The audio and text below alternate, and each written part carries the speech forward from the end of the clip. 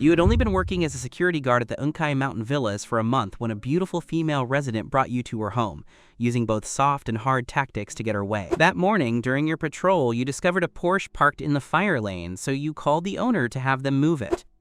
To your surprise, the owner, Daiichi, arrived and proceeded to hit and curse you. After striking you, Daiichi dropped 200 yen and said, "Kid, I, Daiichi, may have nothing else, but I have money. Next time you dare to manage my parking, it won't just be a slap in the face." The security captain, Ito, immediately bowed to Daiichi to apologize.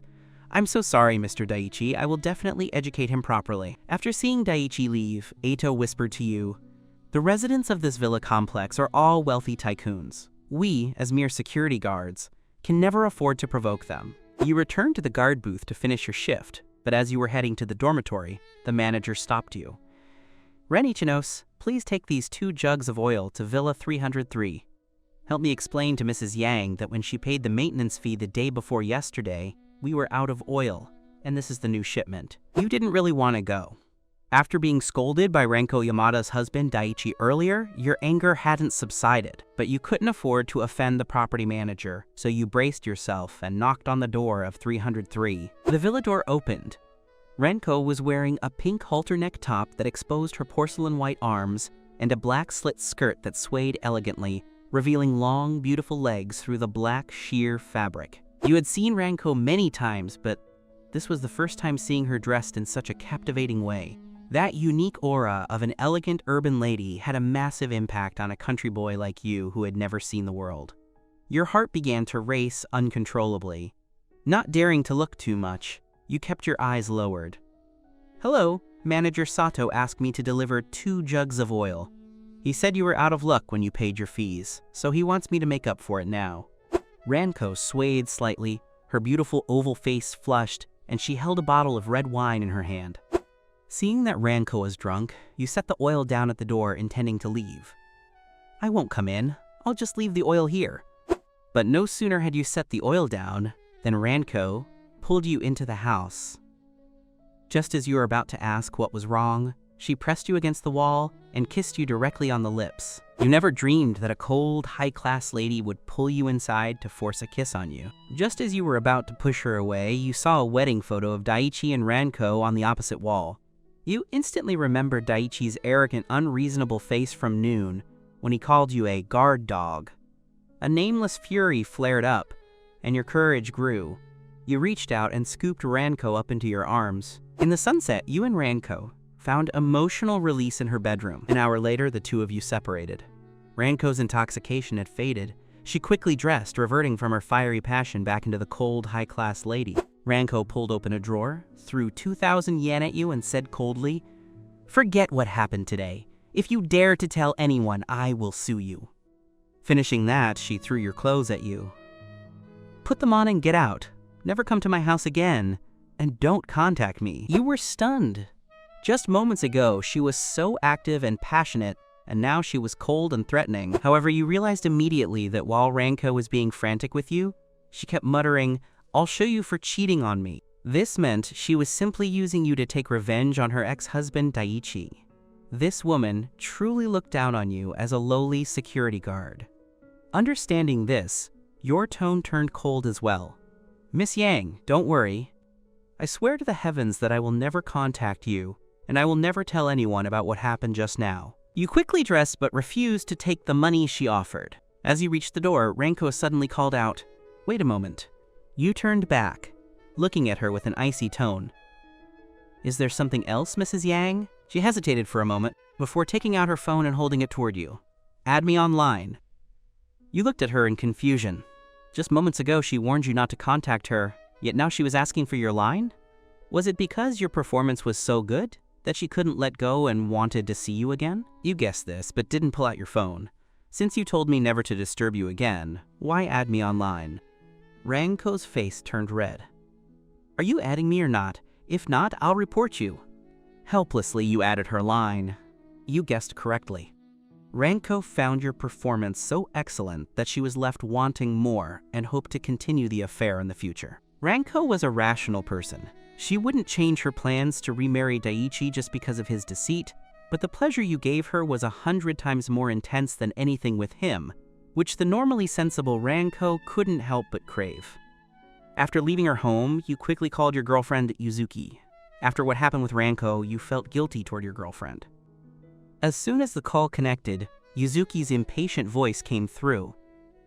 "Why are you calling me again? Didn't I tell you I'm on a business trip and very busy?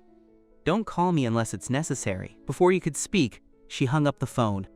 You stared blankly at your phone, your heart feeling choked and uncomfortable. You hopped on your electric scooter, thinking about your situation with Yuzuki as you rode toward the dorms. As you passed a secluded grove, you saw a black BMW shaking rhythmically, accompanied by a faint sound from a woman inside, a sound similar to what Ranko had made earlier. You couldn't help but shake your head.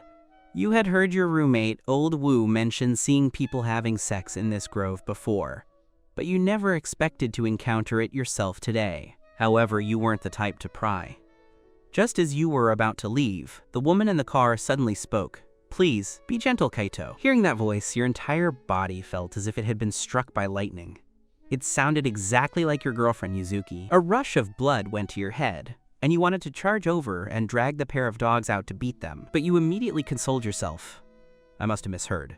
Didn't Yuzuki just say she was on a business trip? You continued riding, but that sound felt like a thorn deeply embedded in your heart, making you incredibly miserable. After riding a short distance, you finally turned back. You needed to confirm that the woman in the car wasn't your girlfriend so you could pull that thorn out of your heart. But when you returned to the grove, you saw Yuzuki getting out of the car. She was wearing a microskirt that barely covered her backside, and there was a bruise on her thigh. In your memory, Yuzuki was always conservative. She never even wore knee-length skirts, let alone something that short. Clearly, she was dressing this way to please that man. Blood boiled in your veins, and you dropped your scooter and charged forward. "You shameless woman, Yuzuki!" Yuzuki finally saw you. "Reni-Chinos, since you've seen it, I won't pretend anymore. Let's break up. I see no future with you." A sharp pain pierced your heart. "Yuzuki, we have over 10 years of history. I gave up on university to work and support your education, and this is how you repay me?" Yuzuki felt some guilt and didn't dare look into your eyes. The middle-aged man in the car stepped out. "Reni-Chinose, is it? I suggest you stop pestering Yuzuki. You aren't worthy of her now, so why delay her future?" You looked at this man and realized he was also a resident of your villa complex. You clearly remembered he had a beautiful wife who was a music teacher. Kaito's home wasn't far from Ranko's. His wife was even more beautiful and elegant than Ranko. You never imagined that the man Yuzuki was cheating with was this married man. "Yuzuki, do you realize this Kaito is already married?" Kaito laughed. "Brother, your thinking is too old-fashioned, so what if I'm married? With my wealth, as long as Yuzuki is willing, I can support her for a lifetime and let her enjoy a life of luxury." Kaito leaned in close and whispered in your ear. "Your girlfriend hasn't been used much, has she? She's quite tender. It's a pity you haven't seen her in that state." Furious, you grabbed Kaito's collar, but he had hidden a baseball bat behind his back. Before you could get a grip, he smashed it into your head. You fell to the ground, dizzy. Kaito gave you a few more fierce strikes before pressing the bat against your throat. "Do you know who I am? A lowly security guard like you dares to raise a hand at me? If you even touch a hair on me, I'll make you pay until you're bankrupt. I warn you, stay away from my Yuzuki, or I'll beat you every time I see you." Ignoring the pain in your head, you looked at Yuzuki. Did you know he was married? You knew reconciliation was impossible. But after 10 years, you didn't want to see her sink to this level. Yuzuki didn't answer your question. "Ren-Ichi-News, I will slowly pay back the tuition and living expenses you paid for me over these years. Don't come looking for me again." With that, she got into Kaito's car and they drove away. Although Yuzuki didn't say if she knew about his wife, the fact that she left with him after you exposed the truth showed she didn't care about being the other woman. You touched the bruise on your head and suddenly thought of Kaito's wife, Haruka Kujo, who was 100 times more beautiful than Yuzuki. Compared to the elegant and goddess-like Haruka, Yuzuki was merely an ugly duckling. To betray a perfect partner for a woman like Yuzuki, Kaito truly was a fool. You pushed your scooter back to the dorm. It was already midnight. There were 3 people in your dorm. Old Wu, who worked the night shift, and old Gao, who worked the day shift like you, but he hadn't returned yet. You knew old Takahashi-san was likely at the massage parlor across the street looking for a woman. Old Takahashi-san was a few years older than you, with a wife back home raising their kids. Most of his salary went into the pockets of the parlor girls. You ignored him and went to the bathroom to shower. When you entered the bathroom, you noticed the injury on your head from Kaito's attack had completely vanished. There was no swelling and it didn't hurt anymore. The speed of this recovery was unnaturally fast. Then you remembered something else.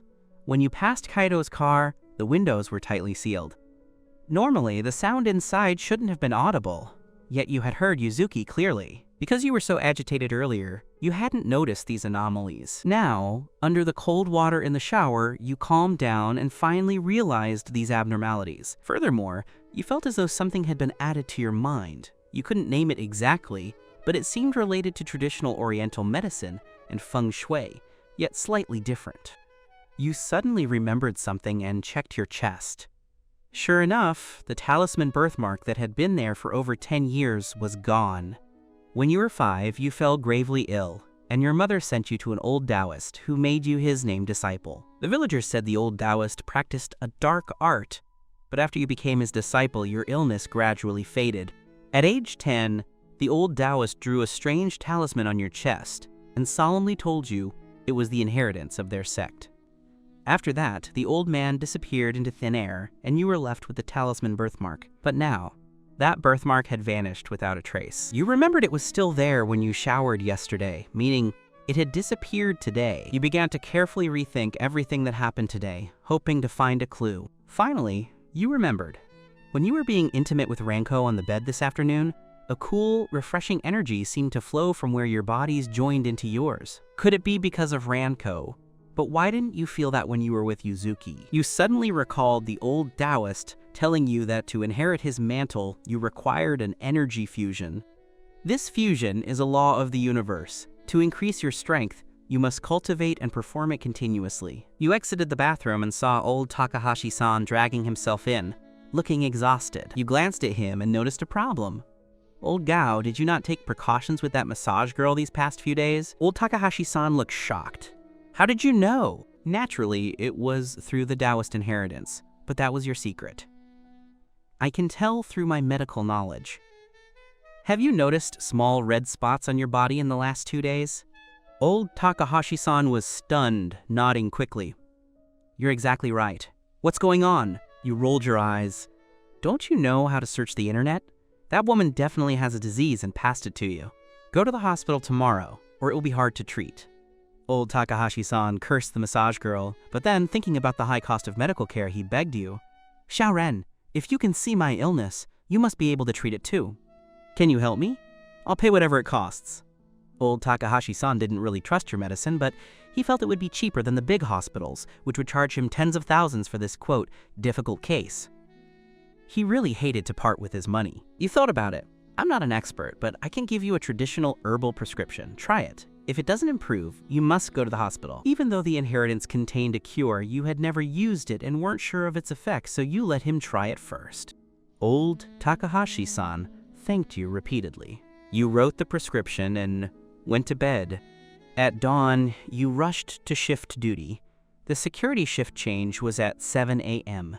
Shortly after arriving at your post, the manager called and asked you to go to Villa 406 at 10 a.m. to help unclog a drain. Your evil thoughts surfaced immediately. 406 was Kaito's home. Normally, drain maintenance was the responsibility of the property's repairman, but the manager had outsourced it at a low price to pocket the difference. It was said the manager made over $100,000 a year from this, but since he took the money and did no work, the daily maintenance fell to the security guards. You prepared your tools and arrived at 406 at 10 o'clock sharp, ringing the bell. Soon, a young woman opened the door. Her makeup was exquisite, her lips a bright red, her hair loosely tied up. She wore a light green, floral high-neck top with matching wide-leg pants. Her style blended traditional elements with modern tailoring, and she held a tassel ornament, radiating a blend of classical and modern elegance. Seeing her, the image of Xiao Longnu from the Return of the Condor Heroes flashed in your mind. This woman was Kaito's wife, Haruka Kujo. Seeing Kaito's wife, the scene of being bullied by him earlier flooded back into your mind. Perhaps due to her profession, although Haruka was also a wealthy lady like Ranko, she lacked the cold, arrogant aura. There was a welcoming affinity about Haruka that made people feel very comfortable. Seeing you, Haruka politely let you in. "Thank you, little master. Would you like something to drink?" You had been thinking about whether to set a talisman to get revenge on Kaito, but seeing her kindness and the fact that she didn't look down on you, you pushed the thought aside for the moment. "No thank you." Haruka was truly a music teacher. Her voice was soft and pleasant to listen to. However, you quickly discovered something wasn't right. Since receiving the inheritance, you could see things others couldn't. You realized someone had secretly cast a peach blossom curse on Haruka. Those cursed with it develop a very intense demand for intimacy. While unclogging the drain, you kept an eye on Haruka. The inheritance stated that the more beautiful a woman is, the purer and higher quality the yang energy in her body, making the energy fusion much more beneficial. This had been confirmed by Ranko and Yuzuki. Ranko had only fused with you once, yet the benefits were 100 times greater than twice with Yuzuki. Through observation, you found that Haruka's physique was indeed better than Ranko's. Fusing with her would certainly benefit your cultivation. However, such a high-quality woman is generally impossible for an ordinary man to satisfy. They wouldn't last 3 minutes.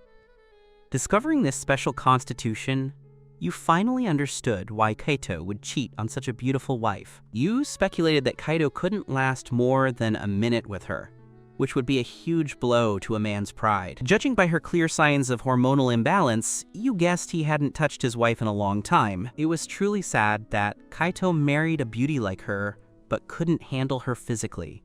You quickly finished unclogging the drain. "I've finished the job. Please take a look.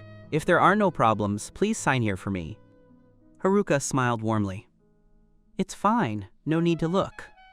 As Haruka took the signing book, her hand accidentally brushed against yours. This shouldn't have been a big deal, but when she touched your hand, her whole body shuddered and her face turned red instantly. You knew at a glance that the peach blossom curse had become very severe, and with her husband not touching her lately, the imbalance was severe, making her extremely sensitive. Even that light touch on your hand triggered a clear reaction. Haruka, afraid you'd notice her abnormality, quickly turned away to sign. You thought being a security guard was just standing at the gate. In reality, most of your work was helping residents unclog drains. You thought a security guard didn't earn much. In reality, you had a significant income from helping wealthy women with their illnesses. While unclogging the drain, you continued to quietly observe Haruka. The inheritance said that the more beautiful the woman, the purer the yin energy. Text repeats similar context about Haruka's constitution. Paragraph 134 in text matches paragraph 115. Paragraph 135 in text matches paragraph 116. Paragraph 136 in text matches paragraph 117. Paragraph 137 in text matches paragraph 118. Paragraph 138 in text matches paragraph 119 120ths. Paragraph 139 in text matches paragraph 121. Paragraph 140 in text matches paragraph 122. Paragraph 141 in text matches paragraph 123. Paragraph 142 in text matches paragraph 124. Paragraph 143 in text matches paragraph 125.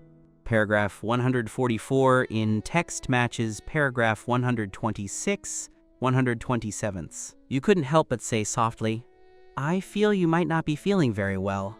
Have you been dreaming about intimacy lately?" Haruka was startled. "How did you know?" Her face grew even redder. She had indeed been having such dreams, but it was too embarrassing to tell anyone, even Kaito. She never expected you to guess it just by looking at her. You didn't hide it. Your situation is easy to guess. Because of a hormonal imbalance and a peach blossom curse someone put on you, such dreams are normal. People cursed this way have an increasing need for intimacy. If we don't break the curse, in half a month, you won't be able to control yourself. Even a man brushing against your hand will make you want to jump into his arms. Haruka, being highly educated, was skeptical about the curse, believing it to be superstition. But when she touched your hand, she really did feel that urge. Although she suppressed it, her body reacted significantly. She had to believe it was real. "Can this curse be broken? Please help me. I will pay whatever is needed. You thought. It was a primary level curse, not hard to break, but it required 2 weeks of treatment. If you trust me, I can try. Haruka was overjoyed. I trust you. How much will it cost? You laughed. In the countryside, we never set a price for such things. It's always up to the person to decide. Haruka added your WeChat without further questions and immediately transferred 100,000. Seeing her transfer the money so easily, your impression of her deepened. Miss Haruka, aren't you afraid I'm a scammer? Haruka looked at you with a cute, puzzled expression. A scammer? Because she had been so protected by her wealthy family, she didn't know the world's malice, and, at nearly 30, was as simple as a young girl. Her simplicity made you hesitant to trick her. Miss Haruka, the world is full of scammers. Don't be so trusting in the future. Haruka looked at you. Are you a scammer then? Seeing how innocent she was, you joked. I'm the biggest scammer in the city. You've fallen for it this time. Haruka's expression changed to one of alertness. You laughed. Just joking. Don't be nervous. I won't accept this 100,000 yet. Let me do the first treatment. If it works, then I'll take the money. Haruka breathed a sigh of relief. You scared me. After this small incident, the tension between you naturally faded. You felt her trust grow. Miss Haruka, if you don't mind, let's start. I have things to do this afternoon, so you'll need to change into a thinner top and lie on the bed. I need to draw the talisman on your back. Haruka blushed. Wait a moment. She went into the bedroom and returned wearing a translucent white tank top, covering her chest with her hand. Is this okay? Seeing her in that tank top, your heart skipped a beat. Haruka was about 1.65 meters tall, slightly shorter than Ranko. You thought her figure might be less lush, but you realized she was just as full as Ranko. You were stunned. Haruka saw you staring and blushed even more. Xiaoren, is this okay? You woke up and nodded. That's fine. Please lie on the bed and expose your back. Haruka gasped, clearly not expecting to have to expose her back. You knew she was shy.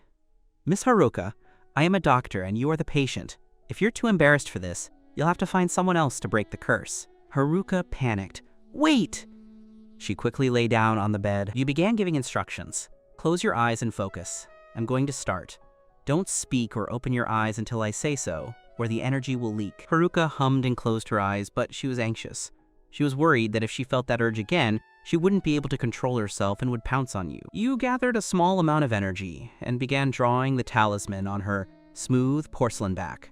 If your spiritual energy were stronger, you could have broken the curse in one go, but as a beginner, you had to do it in phases. The person who cast the curse was much stronger than you, so you had to be methodical.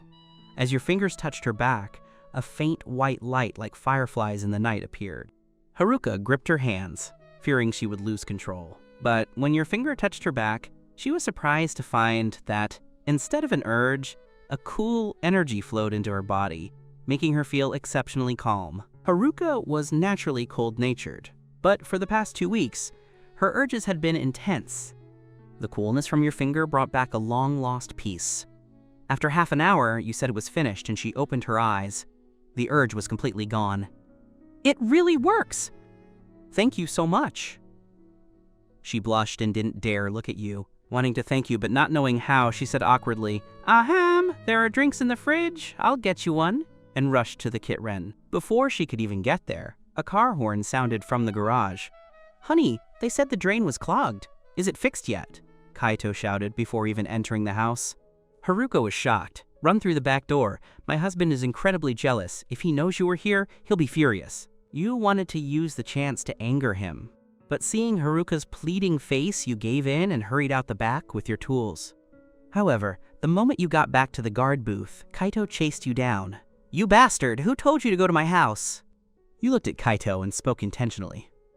Mr. Kaito, you're being unreasonable. Your wife invited me to unclog the drain. Maybe you should ask her? And by the way, are you okay? If you can't even unclog your own drain, why ask me? You said it with a mocking, double-meaning expression.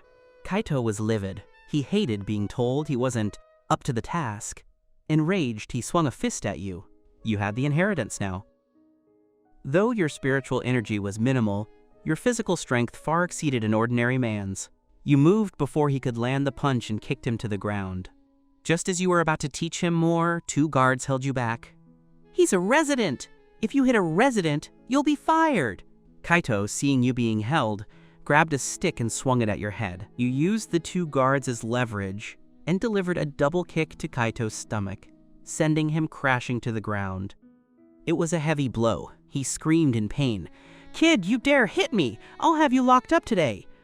He immediately started making a call. Half an hour later, a police car pulled up. A man and a woman got out. The leading male officer was in his 40s with sharp eyes. The female officer following him was under 30 with a capable short haircut. Kaito ran up to them. "Officer Liu, this kid just hit me." The officer looked at you. "Why did you hit him?" Worried that they knew each other, you were relieved when he asked why you hit him instead of simply arresting you. "I didn't start it. I acted in self-defense. It was a mutual fight, and he simply lost." Kaito shouted, "Bullshit! As if I couldn't beat a dog like you. You're just a gatekeeper. Dare to fight back? Believe me, I'll kill you!" Officer Sato stopped the frantic Kaito. "Mr. Kaito, swearing is beneath you. Let's look at the surveillance footage." Kaito whispered in his ear, "Brother, no need for footage. Just one word from you is enough. This kid has no money or background. Give me some face, lock him up for a few days, and I'll treat you to dinner later. Since you're Haruka's cousin, you can at least do me this favor." Hearing that Officer Sato was Haruka's cousin, you felt worried. But to your surprise, the officer showed no favor. "Mr. Kaito, we must act impartially as state officials. Even if you were my own brother, we'd still do things by the book. If you're right, I'll help you." He turned and headed to the security room. You frowned. The officer's attitude was ambiguous. You didn't know if he intended to be just or if he was still going to favor Kaito. If he chose the latter, you were in real trouble. In reality, the officer's cold attitude wasn't just for justice. His cousin Haruka had already called him and told him not to make things difficult for you. She had been following her husband, and when she saw him call the police, she realized he would call her cousin, so she acted first to protect you. Kenji was an inherently righteous man. Seeing Hiroshi's arrogant verbal abuse toward you, he could already guess that Hiroshi was the one looking for trouble. After checking the surveillance, Kenji looked at Hiroshi. "President Hiroshi, it's not that I don't want to help you, but the fact is, they are right. It was indeed you who struck first. This counts as self-defense. Forget about you just being injured. Even if you had been killed, you couldn't blame them." Hiroshi was stunned upon hearing this. However, he also knew Kenji's character. He was very rigid and only spoke the truth, without showing any favoritism. Even so, Hiroshi had no intention of letting you off. "Kid, you got lucky today. Just you wait. I'll show you how I'll deal with you." After saying this, Hiroshi turned and left. After Hiroshi left, Kenji went to the side to make a phone call. Your hearing was exceptional, and although the two of you were tens of meters apart, you still heard the content of Kenji's conversation with Hiroshi's wife, Chiyoko. Only then did you realize that the reason Inspector Kenji had insisted on fairness was because Chiyoko had secretly put in a good word for you beforehand. You couldn't help but feel a renewed sense of affection for Chiyoko.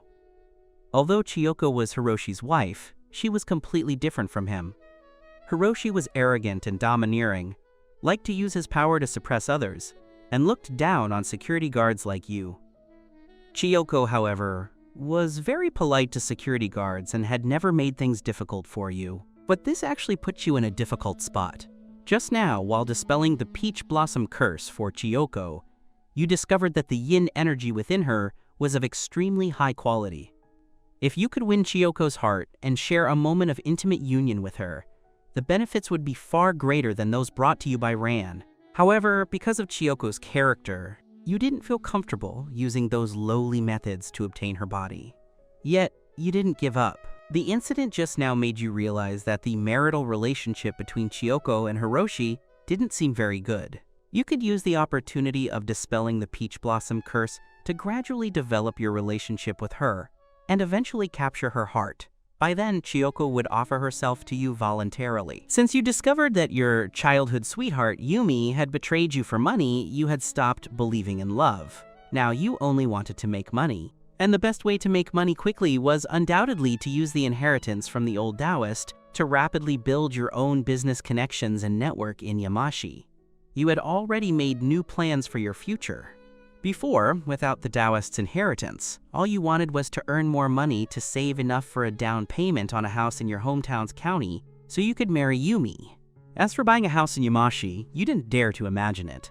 The house prices in Yamashi were too high. You wouldn't even dare to think about it back then. Take the Unki Villa, where you worked as a security guard, for example.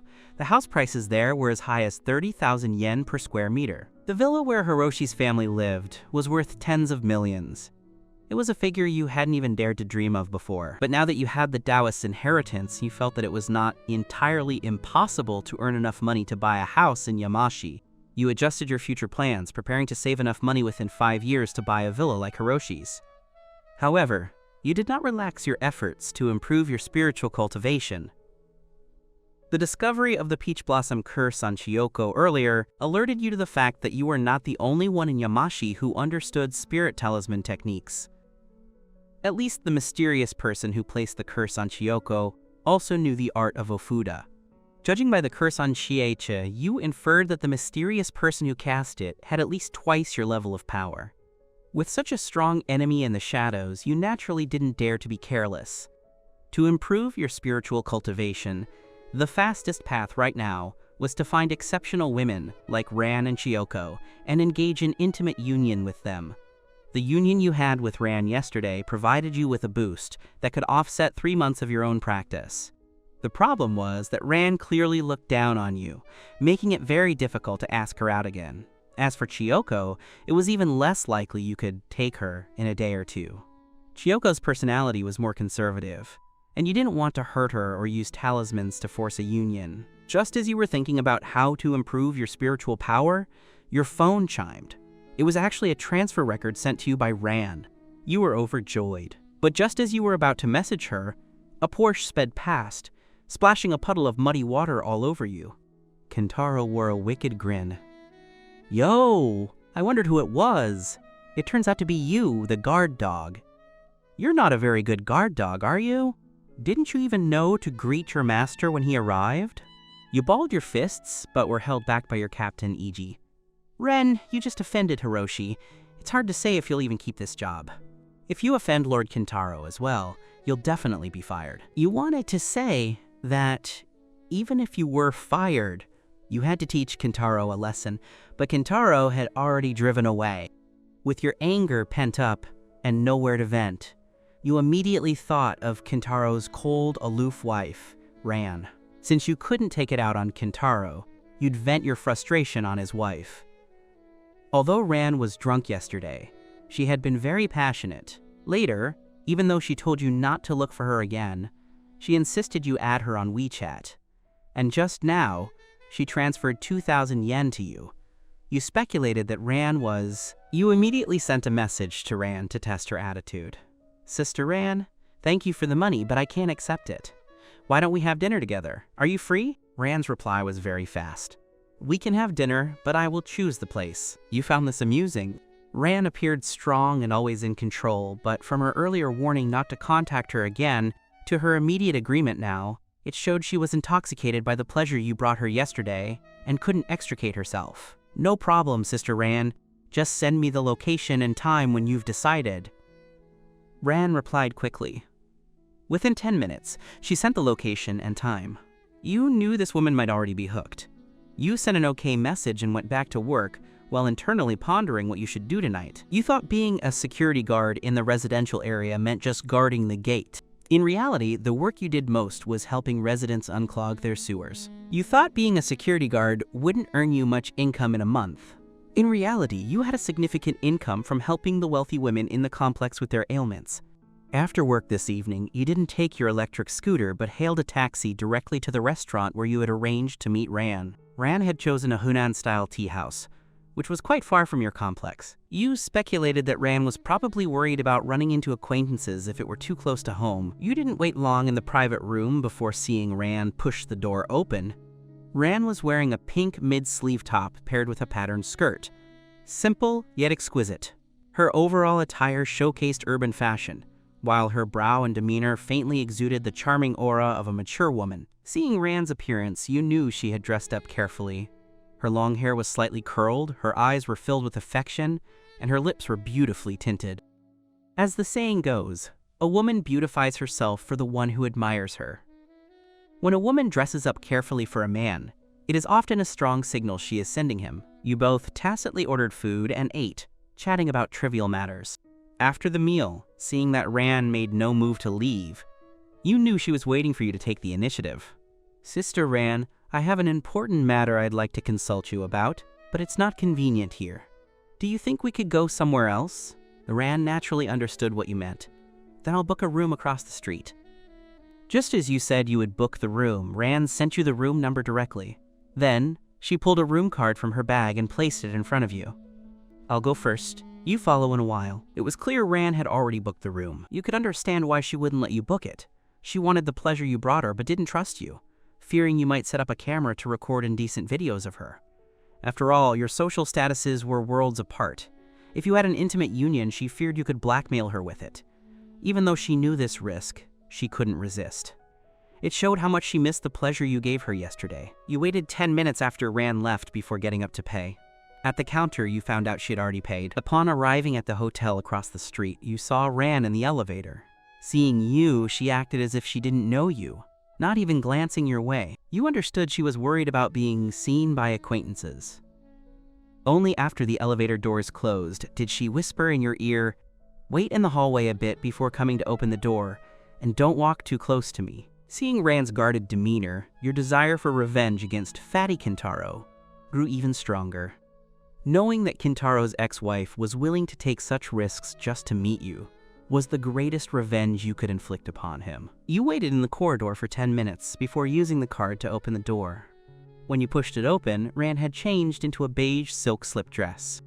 Since she was sitting on the edge of the bed, looking down, you could clearly see. Ran looked at you with a mysterious smile. Earlier, you said you had an important matter to consult me about. Now you can tell me. Seeing Ran still playing the part, you sat down next to her. I just wanted to consult you on whether you were satisfied with the problem I helped you solve last time. Ran blushed slightly, but immediately looked up at you boldly. I was satisfied enough yesterday. If you can satisfy me again today, I'll give you a little reward. Once Ran finished speaking, she went to undo your clothes, but you pushed her down directly. Yesterday, she had taken the lead, but today, you had to seize the initiative. You had to teach the arrogant Ran a lesson and show her your true strength. After an intense exchange, you both had a new understanding of each other's capabilities. The pleasure left her very satisfied, and after the union, your spiritual energy increased significantly. With your current spiritual power, dispelling the curse on Chiyoko would no longer take 2 weeks. At most, 1 would suffice. Thinking about the benefits Ran had brought you, you wanted to give her something in return. Sister Ran, are you having any troubles? If you're in any trouble, you can tell me. Maybe I can help you solve it. Ran's guard against you had clearly dropped, but she didn't trust your ability. Still, your initiative made her very happy. How is it? Have we only spent a few hours together? And you want to solve my problems? I appreciate your intentions, but you and I live in different worlds. The trouble I'm facing isn't something you can solve. You weren't angry. You knew your status was far from hers. Seeing that she didn't want to tell you about her troubles, you didn't ask further. Ran quickly dressed and left the hotel. Before she left, she tried to transfer money to you, but you didn't accept it.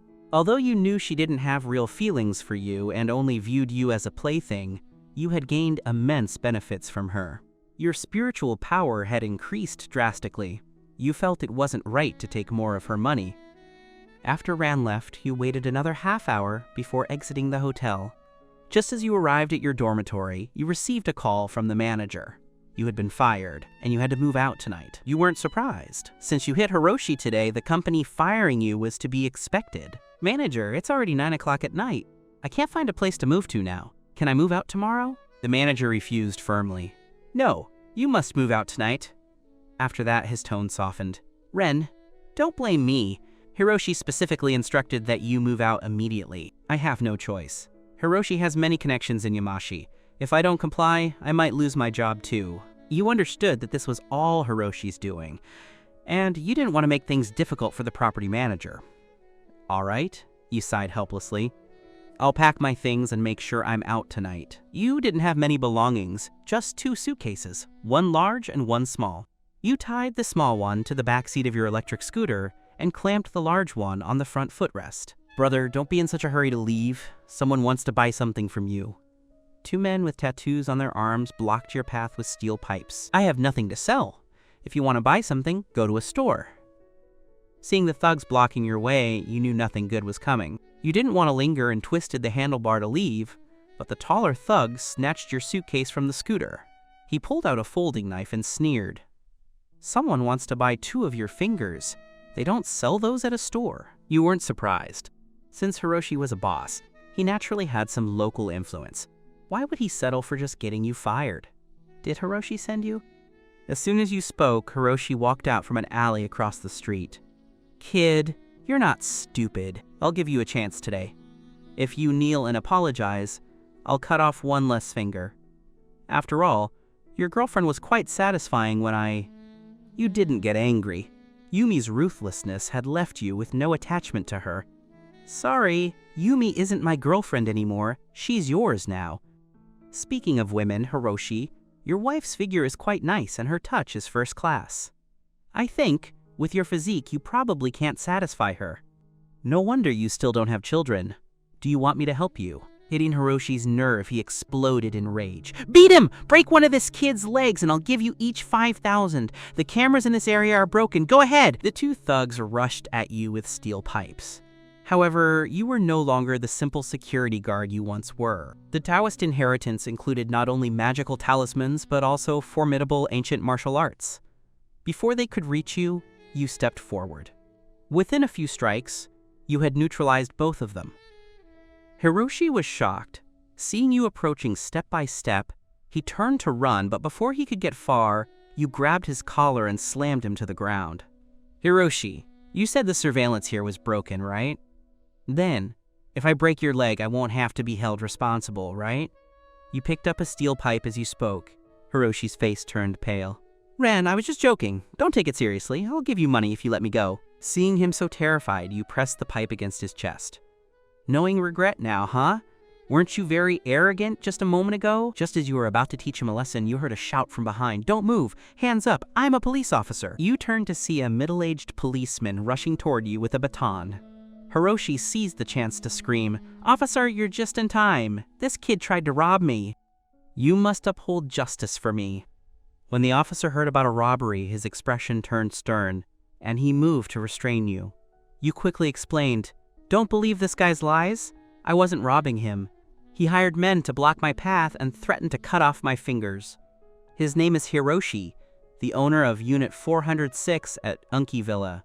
I used to work there as a security guard, and we had a conflict, which is why he's trying to frame me. Seeing that you knew Hiroshi's name and his home address, the officer realized this wasn't a robbery.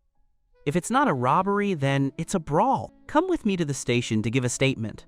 He cuffed you and took Hiroshi and the two thugs to the station as well. It was dawn by the time you finished your statement. Just as the officer was about to release you, he received a phone call. He walked outside, and after the call, he locked you back in while releasing Hiroshi and the two thugs. Hiroshi looked triumphant. Kid, in this world, it's all about connections. Raw strength isn't enough. Don't worry, I've already had my lawyer file a suit. You'll be in jail for intentional injury soon. He walked away looking smug. You had overheard Hiroshi speaking to a chief's son, demanding he punish you. Although you knew it was a setup, you had no connections or assets in Yamashi to compete with him. You had the Taoist inheritance, but it couldn't help you with legal matters. Hiroshi was right. In this era, connections were everything. You reminded yourself to strive for success. Otherwise, as an ordinary person facing a boss like Hiroshi, you'd always be the victim of his underhanded tactics. You were furious, but you needed a way out. One person could help.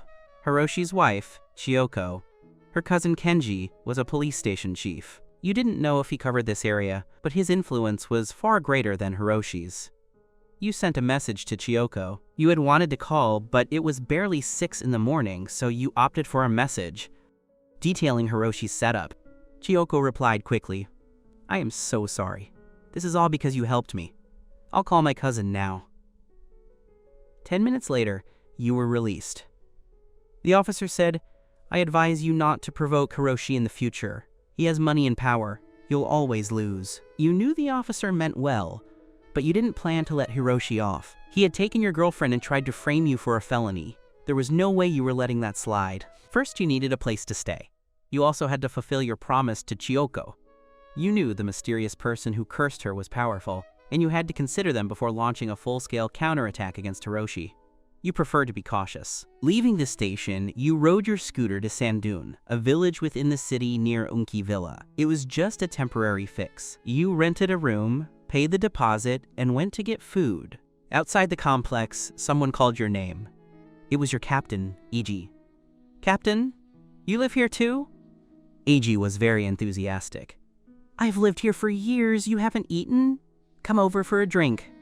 I'm sorry I couldn't save your job, but your peach blossom luck might be coming. A beautiful female owner came to the office today asking for your contact info." Eiji teased, keeping the woman's identity a secret. You followed him to his rented room in a farmhouse building. Across the hall lived a young couple. The husband was a butcher and the wife was a housewife. As you walked up, you saw the young woman, Motoko, playing with her phone on the bed. She was average in looks but had a very voluptuous figure. Eiji shouted across the hall, "Motoko, my buddy is over for dinner. Don't cook, join us. Your husband and son aren't coming home for lunch anyway." She agreed and came over. You greeted her politely. As she passed you, you immediately sensed she had an affair with Eiji. The lingering scent of his energy was undeniable, a residue only someone with your inheritance could identify. You weren't a busybody, so you kept this to yourself. Motoko was industrious, and soon she had 2 dishes ready. Eiji poured drinks. "Hiroshi has too much influence. I tried to talk to the manager, but he said he couldn't afford to offend him. This is all my fault." You felt bad for Eiji's self-reproach. "Captain, maybe it's a blessing in disguise. I might do better outside the villa." You had full confidence in your future. You were already planning to help Eiji once you succeeded. Eiji's phone rang. He walked downstairs to answer. His voice was hushed. "Hiroshi, I've lured Ren here for drinks as planned. I'll drug his wine and the woman's too. Then I'll put him in her bed and take photos to send to the husband. He's a violent butcher. Once he sees the photos, he'll definitely break Ren's hand." Hiroshi's voice came through, sounding satisfied. "Excellent. If you succeed, I'll give you 10,000 yen and tell your manager to give you a raise." Eiji was ecstatic. You had heard everything clearly. You smirked. You were a changed man and you wouldn't fall for these petty tricks. However, you wouldn't leave just yet. You had to teach Hiroshi and Eiji a lesson. Eiji returned, and the meal continued.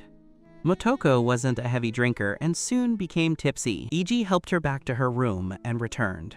When you went to the restroom, he surreptitiously drugged your wine, expecting you to pass out. You had already noticed and swapped the glasses.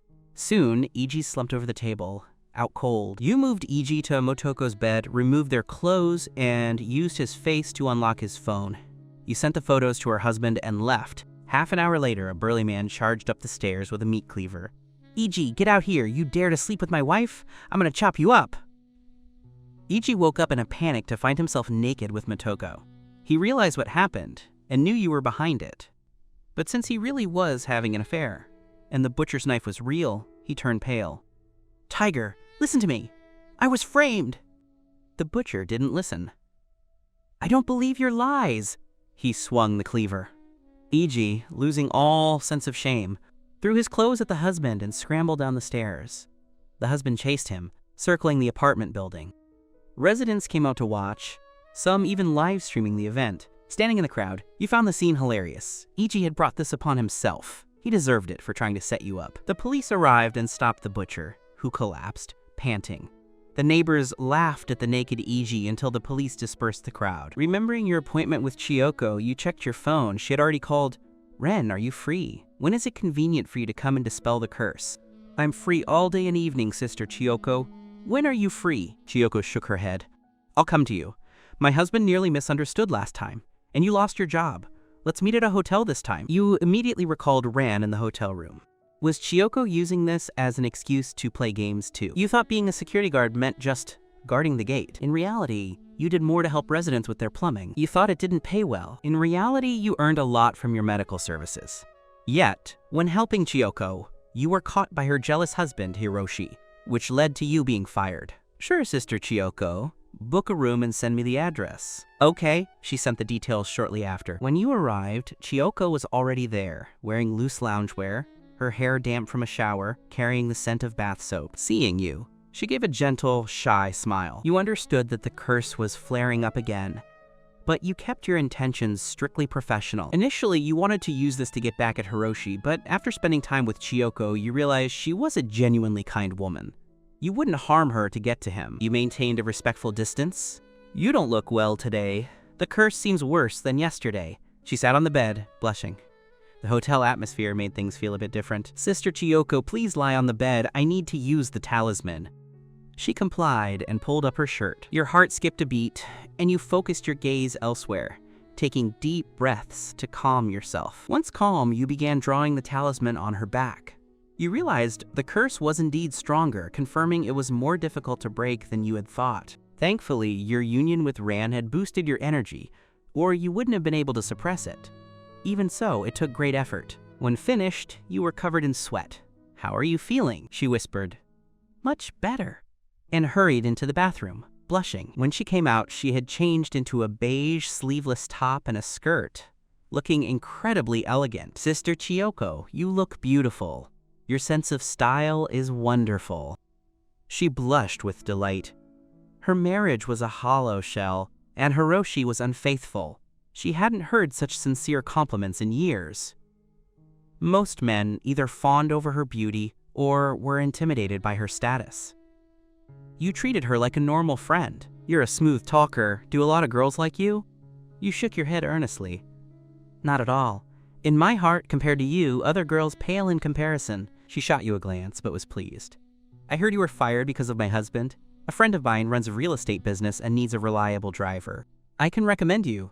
The pay is better than security work. You shook your head. I don't want to work for others anymore. I've suffered enough in Yamashi for 4 years. I want to try starting my own business. Chiyoko's eyes brightened. That's a good attitude. With your yin-yang feng shui skills, you can easily establish yourself in Yamashi's elite circles. The rich here really believe in this. Register a company, and I'll take you to some parties. My friends own companies. They'll love to work with you. She tapped the table, thinking. What kind of business should we start? You smiled. I've worked many odd jobs. Delivery, construction, warehouse loading, but mostly renovation. I worked for a guy from my hometown for 2 years. I can handle plumbing, painting, and flooring. Though I'm not a master. Her eyes lit up. Then let's do renovation. You were concerned. The market is competitive. That's why my friend had to go home. Don't underestimate me. With my connections, we won't lack business. I can easily pull in 30 million yen in high-profit orders a year. You were stunned. Sister, you're amazing! She was delighted. I'll handle the orders and the registration. But you must ensure quality. Since you don't have a team, I suggest we partner with a major company and subcontract the work, taking a share of the profit. Yumi's company, Shinichi Renovation, is one of the top 3 listed in Yamashi. How about them? Chiyoko nodded. That's a great choice. I've worked with them before. How much to register a company like that? You asked. She held up 3 fingers. For high-end orders, the registered capital can't be less than 3 million. 3 million. You were worried. Your life savings barely totaled 10,000 yen, including the 7,000 Rand gave you. It was an astronomical figure. Chiyoko saw your distress. Don't worry about the money, I'll cover it, and you can pay me back once the company is profitable. Just give me your ID, and I'll handle the registration. You just need to check out the designers at Shinichi. You nodded. You felt a bit like a kept man, but knowing you'd pay her back relieved the burden. You discussed the plans and then went to dinner. Chiyoko was much more relaxed than Ran and didn't mind being seen with you. Before leaving the hotel, she said, I've booked this room for a year. It'll be convenient for your treatments. If you don't mind, you can stay here instead of the village. You took the card, thinking, being rich is nice. You would have agonized over a 5-star hotel room, but she booked it for a year. You declined to stay, preferring the vibrancy of the village. You felt grounded there, and the atmosphere was better for your cultivation. Back at the village, you were buying cigarettes when you saw 3 or 4 men blocking the shop entrance. Owner, your husband's 50,000 yen debt is 3 months overdue. If you don't pay today, we'll find other ways. You saw the dragon and tiger tattoos on their arms and knew they were trouble. You were about to leave, but the shop owner spoke, and you paused. 7, I really don't have the money. Please, another half a month? Once I transfer the shop, I'll pay you back immediately. You peeked in. The voice was familiar. It was your old neighbor, Kaori. You remembered her from high school with her red hair clip and fashionable coat. As a teenager, you dreamed of her. She had left after getting married, and you hadn't seen her since. You looked in and saw the face you remembered. She was wearing an old red shirt, but her mature charm was evident. Her figure was accentuated by her jeans. She was almost as beautiful as Chiyoko and Ran. Memories flooded back, and you were excited to see her. The thug at the door glared at you. Kid, are you blind? Can't you see we're busy? You didn't flinch, pushing past him effortlessly. You do your thing, I'm just here for cigarettes. You walked up to Kaori. Kaori, it's been a long time. Do you remember me? She recognized you instantly, but, fearing for your safety, said, You've mistaken me for someone else, kid. She turned to the leader. Take whatever you want from the shop. Just give me a few more days. The man, Sato 7, was a collector for a debt agency. He used to be a protection money thug. 7 sneered. Your shop isn't worth 10,000 yen total. You're pretty, so I'll give you a way out. Work at my boss's place for a month, and you'll earn 20,000, 30,000. Pay off the debt in 3 months. My boss, Hai, said if you're willing, he'll guarantee 20,000 a month. How's that? Kaori turned pale. She knew what kind of work it was. 7, I can't do that kind of money. Please, give me more time. 7 raised his hand to strike her. You don't appreciate the favor? You acted quickly, grabbing his wrist before he could hit her. If she doesn't want to, why force her? 7 glared at you. Kid, you dare interfere? Are you tired of living? He struggled to pull his hand away but couldn't. As he prepared to signal his men, you let go. 7, have you been feeling cold lately and having nightmares at night? 7 was stunned. How did you know? Because your lifestyle has made you physically weak, you said calmly. 7 was embarrassed, especially in front of his friends. His face turned red. You're the one who's weak. Are you looking for death? You ignored him. If I'm not mistaken, you've been to several hospitals, but nothing worked, right? You stayed silent, pride keeping him from admitting it. Was I wrong? Then I can't help you. You shook your head, looking regretful. Seeing your reaction, he couldn't help but ask, if someone has this problem, how do you treat it? You spoke profoundly. It's not a major illness, just some evil energy. If not dispelled, it will drain your vitality. In a month, your energy will be gone. You'll only live another month at most. 7 paled. You mean I only have 2 months left? You shook your head. That's the best case scenario. If you keep fighting people, it'll be even faster. At most 1 month. 7 panicked. How do I know you're not lying? Fate finds those meant to be saved. If you don't believe me, forget I said anything. You started to leave. Panic-stricken, 7 blocked you. Please save me. You were right about everything else. You inspected him. The evil energy you've picked up belongs to the water element. You need a earth element spiritual item to suppress it. Where do I find such an item? You pointed at a jade disc in the display. Kaori, may I see that jade disc? Kaori was stunned. She hadn't seen the fat kid from the village in 5 years. She had no idea he had such powers. She hurriedly handed it to you. You took it and said, what a pity. Kaori, this cost you at least 50,000 yen, right? Kaori was shocked. She had bought it for 50 yen. But seeing your wink, she caught on. I don't know the exact value. A friend gave it to me. You held the jade in your left hand and formed a hand seal with your right, drawing a talisman onto the jade. The energy formed a white glow, as if carved by a laser. 7 was no longer skeptical. You finished the talisman, wiped the sweat from your brow, and handed it to 7. 7, hold this against your chest. He did, and his face lit up. This jade is warm. How is this possible? This jade is of the earth element, the perfect counter to your water, evil. Wear it for 10 days, and the evil will be gone. Your illness will be cured. 7 was overjoyed. Master, what is your fee? You had only wanted to help Kaori. I usually charge 100,000 for exorcism, but since you're a friend of Kaori's, I won't charge you. Just pay her 50,000 for the jade disc. 7 turned to Kaori. Owner, I'll use this jade to settle the debt. Is that okay?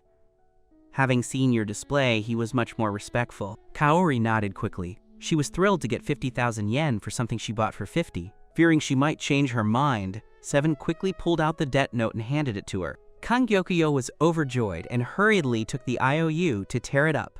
Then she said to you, "Kaito, thank you so much. If it weren't for you, I wouldn't know what to do. Kaito, have you had dinner? Why don't I treat you to a meal?" As she spoke, Kangyokuyo began packing up her things to prepare to close the shop. The debt of 50,000 yen had been weighing her down until she could barely breathe. Now that you had solved this debt for her, she was deeply grateful from the bottom of her heart and wanted to express her thanks properly. Just as you were about to say you had already eaten, Satoshi leaned in again.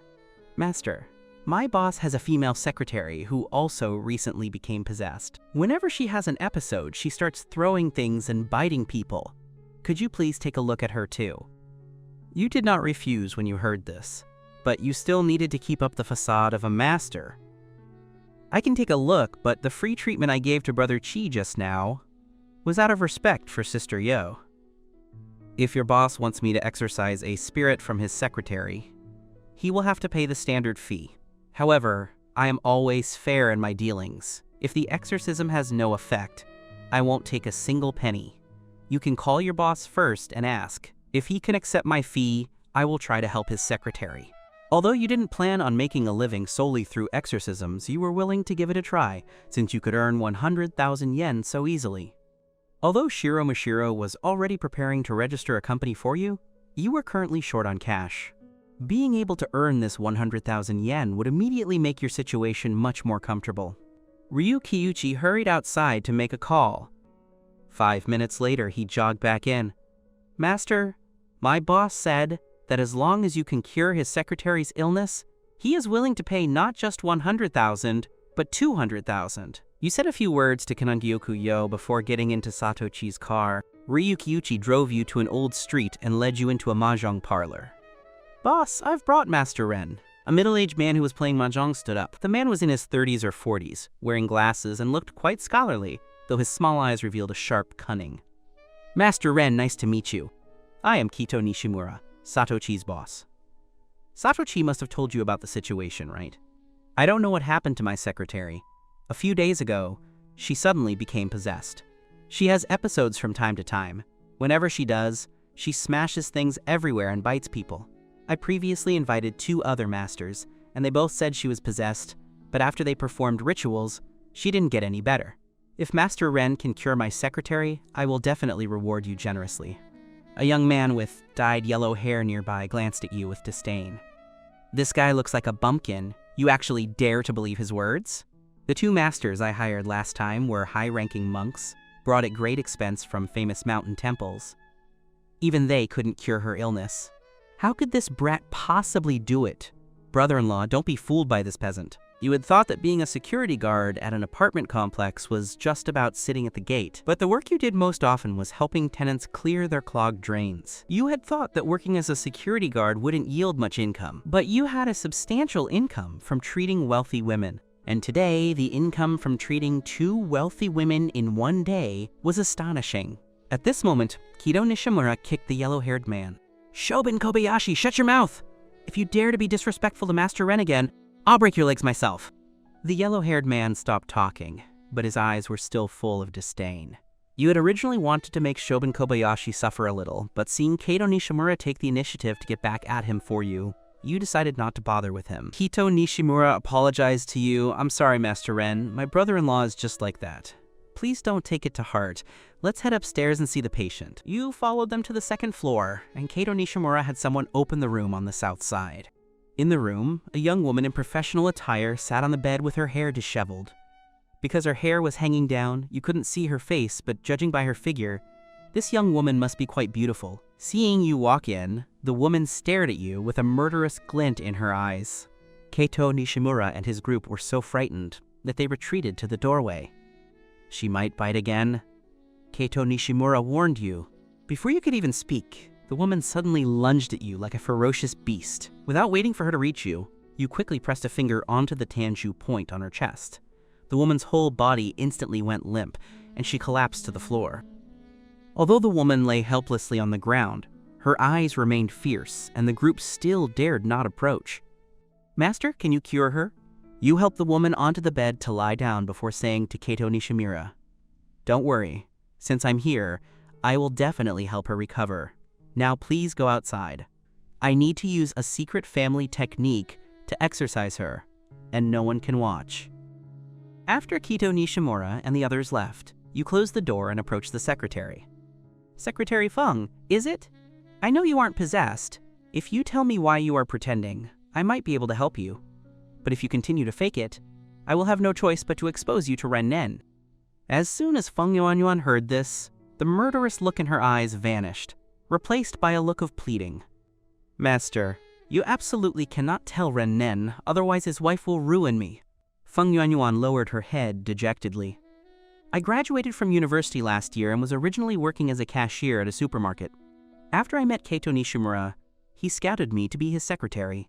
He was very generous and paid me a salary of 20,000 yen per month, which was several times higher than what I earned at the supermarket, so I was naturally happy. But later, I realized that being his secretary meant I not only had to handle company affairs, but also had to accompany him in other ways. A few days ago, Ren Nen snuck into my room, but it was discovered by his brother-in-law, Shobin Kobayashi, who told his sister. Ren Nen's wife vowed to sell me off overseas. I was so scared that I had to pretend to be possessed. Seeing that Feng Yuanyuan sounded sincere, you figured she wasn't lying to you. Then how do you want me to help you? Feng Yuanyuan thought for a moment. I don't want to be the secretary anymore. If you can convince the boss to let me leave, I will cooperate with you and stop pretending. You looked at Feng Yuanyuan. Although her hair was still disheveled, you could tell she was indeed very beautiful. While she wasn't quite the rare beauty that Shiro Mashiro was, she was prettier than your ex-girlfriend, Ryunimi. Both were recent university graduates, but while Feng Yuanyuan was also involved in the situation, she had been tricked into the trap by Keito Nishimura. In that sense, she was 100 times better than Ryunimi. As long as you cooperate with me, I will try my best to get Keito Nishimura to let you go. After saying this, you asked her to lie face down on the bed. Feng Yuanyuan blushed, thinking you wanted to take advantage of her. Master Ren, Keito Nishimura, and the others are right outside. Her voice grew softer. If you really want me, can we go to a hotel after I get out of here? You realized she had misunderstood. Don't worry, I have no interest in you. I just saw that you've been under high mental stress lately, causing some physical issues, and I wanted to treat you while I'm at it. After all, I'm about to collect 100,000 yen from the boss. I'd feel bad doing nothing. Feng Yuanyuan was somewhat skeptical. Master Ren, aren't you here to exorcise spirits? How do you know how to treat illnesses? You laughed. What's so strange about that? The doctors in our village clinic sometimes even perform spirit-calling rituals. Lately, haven't you been suffering from dizziness, palpitations, and chest tightness? Feng Yuanyuan nodded quickly. Master Ren, you are truly amazing. You knew my symptoms just by looking at me. Knowing that you were a real healer, she obediently lay on the bed, no longer worrying about you attacking her. Feng Yuanyuan indeed had a great figure. Lying there accentuated her curves, but you didn't have any intentions toward her. You pushed and pressed on her back and waited for over 10 minutes before stopping. How do you feel? Feng Yuanyuan's face was flushed and her eyes sparkled. I feel much better. That faint chest tightness I've had is gone. You nodded, whispered a few instructions in her ear, and then opened the door. Keito Nishimura and his group rushed forward immediately. How is it? You pointed at the secretary on the bed. Boss, you can go see for yourself. I have used a secret family method to clear the evil spirits from Secretary Feng. However, to completely cleanse her, we still need to hold a ritual. Please prepare some yellow paper, cinnabar, and a peachwood sword. Keito Nishimura immediately sent Satoshi to prepare them. 2 hours later, you finished the ritual for Feng Yuanyuan, and she was completely back to normal. Keito Nishimura was overjoyed, immediately transferring the 100,000 yen to you on the spot, and also gifting you a piece of jade jewelry worth several thousand. You didn't forget the promise you made to her. Since you are so generous, I'll give you a word of advice. Secretary Feng's fate is at odds with yours. Your 8 characters, astrological compatibility, do not match. Keeping her by your side will be detrimental to your business. Hasn't your business been going poorly lately? Keito Nishimura nodded repeatedly. Master Ren, you are absolutely right. Business has indeed been very difficult lately. So it was because of her? I will get rid of her right now. As he said this, he immediately called Feng Yuanyuan over and gave her a sum of money to leave the company. Feng Yuanyuan was delighted but didn't dare show it. Only after she left the company did she send you a message of thanks and transferred an extra 10,000 yen as a token of gratitude. After chatting with Kato Nishimura for a while longer, you took your leave. He walked you all the way downstairs and had Satochi drive you back. It was past midnight, and the surrounding shops were closed. But Kangyoku-yo's small shop still had its lights on. You knew she was waiting for you. As soon as you walked in, Kangyoku-yo happily greeted you. How did it go? Did you cure the secretary's problem? You smiled and nodded. Sister Yo, why haven't you closed up even this late? Were you waiting for me? Kangyoku-yo blushed but immediately denied it. Of course not. I was just in a good mood today and wanted to stay open a bit longer. You knew she wasn't telling the truth, but you didn't expose her. Sister Yo, I made a little money from that boss today. 100,000 yen. Let me treat you to a late-night snack. Kangyoku-yo shook her head. I'll pass on the snack. I have a bit of a headache and want to go back and rest. Only then did you notice her face was unusually flushed. You reached out and touched her forehead and were startled. Sister Yo, your forehead is burning. You must have a fever. Kangyoku-yo shook her head weakly. I don't know if it's a fever. I just feel completely drained of energy. You quickly steadied her. Sister Yo, where do you live? I'll take you back to rest right now. She shook her head immediately. No need, just help me close the shop. I have fever medicine at home. I'll just take 2 pills. The place where Kangyoku-yo lived was a dark, damp basement, and she didn't want you to see her in such a desperate state. You didn't insist. Although you didn't fully know her heart, you could roughly guess her thoughts. It was a rare coincidence to meet in this city. She had already been seen by you in the embarrassing situation of being hounded by Satochi for debt in the afternoon, and she really didn't want you to see her living in a basement. You helped her close the shop and rode your bike to take her to a nearby demolition zone housing complex. Thank you, Kaito. I live in this complex. I'll treat you to a meal when I have time tomorrow. Although you used to call her sister-in-law in the village, her husband was now deceased, and he hadn't been good to her while alive. He was lazy, had borrowed 50,000 yen in her name, and often frequented red-light districts. Kangyoku-yo didn't want you to call her sister-in-law because she didn't want to be reminded of those sad past events. You knew she didn't want you to know exactly where she lived, so you didn't insist. After dropping her off, you rode away, but you didn't actually leave. Instead, you followed her quietly from a distance, mainly worried about her fever. Kangyoku-yo waited until you turned into the alleyway before walking confidently toward the basement of an apartment building. The basement where she lived was very dark, and there were no lights in the hallway. To make matters worse, there was a puddle of water on the floor today. Exhausted by the high fever, she was finding it difficult to walk. Stepping into the water, she lost her balance and fell directly to the floor. Kangyoku-yo felt soreness all over her body. She tried to crawl up but couldn't summon the strength, despite trying several times. Just as she was falling into despair, she saw the tall, warm figure of a man under the moonlight. Sister Yo, what's wrong? You had discovered where she lived and originally didn't intend to enter to avoid making her feel awkward. But hearing her cry of shock, you couldn't worry about that anymore. You rushed into the basement corridor and saw her lying on the floor with blood on her palms. You quickly picked her up, not minding the dirty water on her clothes at all. Where do you live? I'll take you back. Kangyoku-yo had no strength left at this point and couldn't put up a front, so she pointed to the basement room at the very end. When you opened the door, you found the place was incredibly simple, nothing more than a bed and a basic wardrobe. There wasn't even a table. I'm sorry, Kaito, I didn't tell you the truth earlier. I don't actually live in the main apartment area. You gave her a gentle smile. Sister, I understand, but we're basically family now. You don't need to hide things from me. You're ill and have a fever, and the air in this basement is too poor. It's not good for your recovery. I think you should come stay at my place for a few days. As it happens, I'm covering a night shift for a colleague and won't be back until 7 a.m. She was just about to refuse, but hearing that you would be busy with the night shift, she didn't.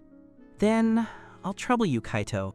The place where she lived wasn't far from yours, so you carried her all the way to your newly rented place. Although your rental wasn't fancy, it was much better than her basement and even had a private bathroom. Kangyoku-yo saw you about to put her directly on the bed and stopped you hurriedly. Kaito, I'm dirty. Let me take these clothes off first. You carried her to the bathroom and gave her a set of your pajamas. Listening to the sound of water in the bathroom, you couldn't help but imagine the scene. You had noticed earlier that her body was exceptionally soft, even softer than Yang Ranruo's, and her chest seemed a size larger. The rushing water in the bathroom made you recall the dreams of your youth, where she was always your unattainable goddess. You never thought you would one day be able to hold her. Just as your mind was wandering, her voice came from inside. "Kaito, can you come in here for a second?" You felt a jolt of excitement, but you knew she wasn't trying to seduce you. She was far more conservative than Yang Ranruo and would never do such a thing. You pushed the door open to find her sitting on a plastic stool, one hand covering her chest with a towel, and the other leaning against the toilet to keep from falling. You rushed to pick her up. "Sister, what's wrong?" Her face went redder, and she frantically tried to cover her vital spots. I suddenly felt a wave of dizziness and heart palpitations. You laid her on the bed and used another towel to wipe her body dry. She was too weak to move and, though embarrassed, had no other choice. Even though you couldn't help but steal glances, you didn't take advantage of her. You wouldn't take advantage of her when she was vulnerable. You helped her dress, gave her the fever medicine, and then used your spiritual energy to massage a few points on her neck and back. After your massage, she felt much lighter and soon fell asleep on the bed. Since her husband passed away, she had been harassed by people around her and hadn't slept peacefully in a long time. Today, at your place, was the best sleep she had had in years. Seeing that she was completely defenseless against you, you tucked her in and spent the night in a chair. Since receiving the inheritance from the old master, you found that you only needed 2 or 3 hours of rest to feel as refreshed as a full night's sleep. You woke up at dawn, went out to buy breakfast, and she woke up just after you returned. Your spiritual energy worked much like Qigong and was very effective for healing. Combined with the medicine from the night before, her fever was gone by the morning, and she felt even more energetic than usual. Having broken into a sweat during the night, she decided to take a shower in the bathroom. Before, she had no private bathroom and always had to bathe in a tub while keeping an eye out for voyeurs. Here, those worries were gone. She began to fall in love with showering. You watched her come out with wet hair, her thin white tank top soaked through, and her curvaceous figure vaguely visible. Your heart raced, and the events of the previous night flashed through your mind. Although she was 28, her beauty hadn't faded at all. She had even more of a mature charm than in her youth. You couldn't help but stare. She noticed you watching, and her face turned red, but she wasn't angry. She just glanced at you. "If you keep looking, I'm leaving." You quickly looked away. "Sister, you are just too beautiful." You were no longer the shy boy from your youth. Even when facing a goddess, you could keep your composure. She blushed more. "I'm almost 30, I'm old. Kaito, you're so capable and handsome, your girlfriend must be very pretty, right?" You shook your head. "I don't have a girlfriend yet. Why don't you be my girlfriend, sister?" You were testing her, half jokingly. If she were willing, you truly would marry her. She was the goddess of your youth, after all. Her face reddened again. "What are you saying? I'm 4 or 5 years older than you and a divorcee. How can I be your girlfriend? If you don't have a girlfriend, I'll introduce you to someone else later. I guarantee she'll be prettier than me." Just as you were about to say it wasn't necessary, your phone rang. Seeing it was Kaito Nishimura, you were surprised. "Boss, do you need something?" Kaito Nishimura hesitated for a moment before saying in a fawning tone, "I heard from Satochi that Master Ren can consecrate jade. I would like to ask you to consecrate a piece for me. Name your price." You didn't refuse. "Then meet me at the entrance of my sister's shop. I'll be there in a moment." After hanging up, you took her to open the shop. Sure enough, as soon as you arrived, you saw Kaito Nishimura and Satochi smoking at the entrance. Upon seeing you and her together, Kaito Nishimura immediately shifted his gaze. "Master Ren is impressive. Your girlfriend is so beautiful." She blushed deeply. Afraid of her feeling awkward, you quickly explained to Kaito Nishimura, "Don't misunderstand, boss. This is my sister, not my girlfriend." Kaito Nishimura watched her go to open the shop and whispered into your ear, "There's nothing better than dumplings to eat, and nothing better than a sister-in-law to play with." "I understand, brother." You looked at her, not sure how to explain it. Kaito Nishimura said to Satochi, "Hey, didn't Joe Nishimura want to order 300,000 yen worth of mid-autumn gift boxes from us? You haven't handled that yet, right?" Ryu Kyuchi shook his head immediately. "Haven't gotten to it yet." Kaito Nishimura pulled out his phone and transferred a list to you. "As the saying goes, keep the fertilizer on your own field. Since the shopkeeper is your sister, I'll order those 300,000 yen worth of gift boxes from her shop.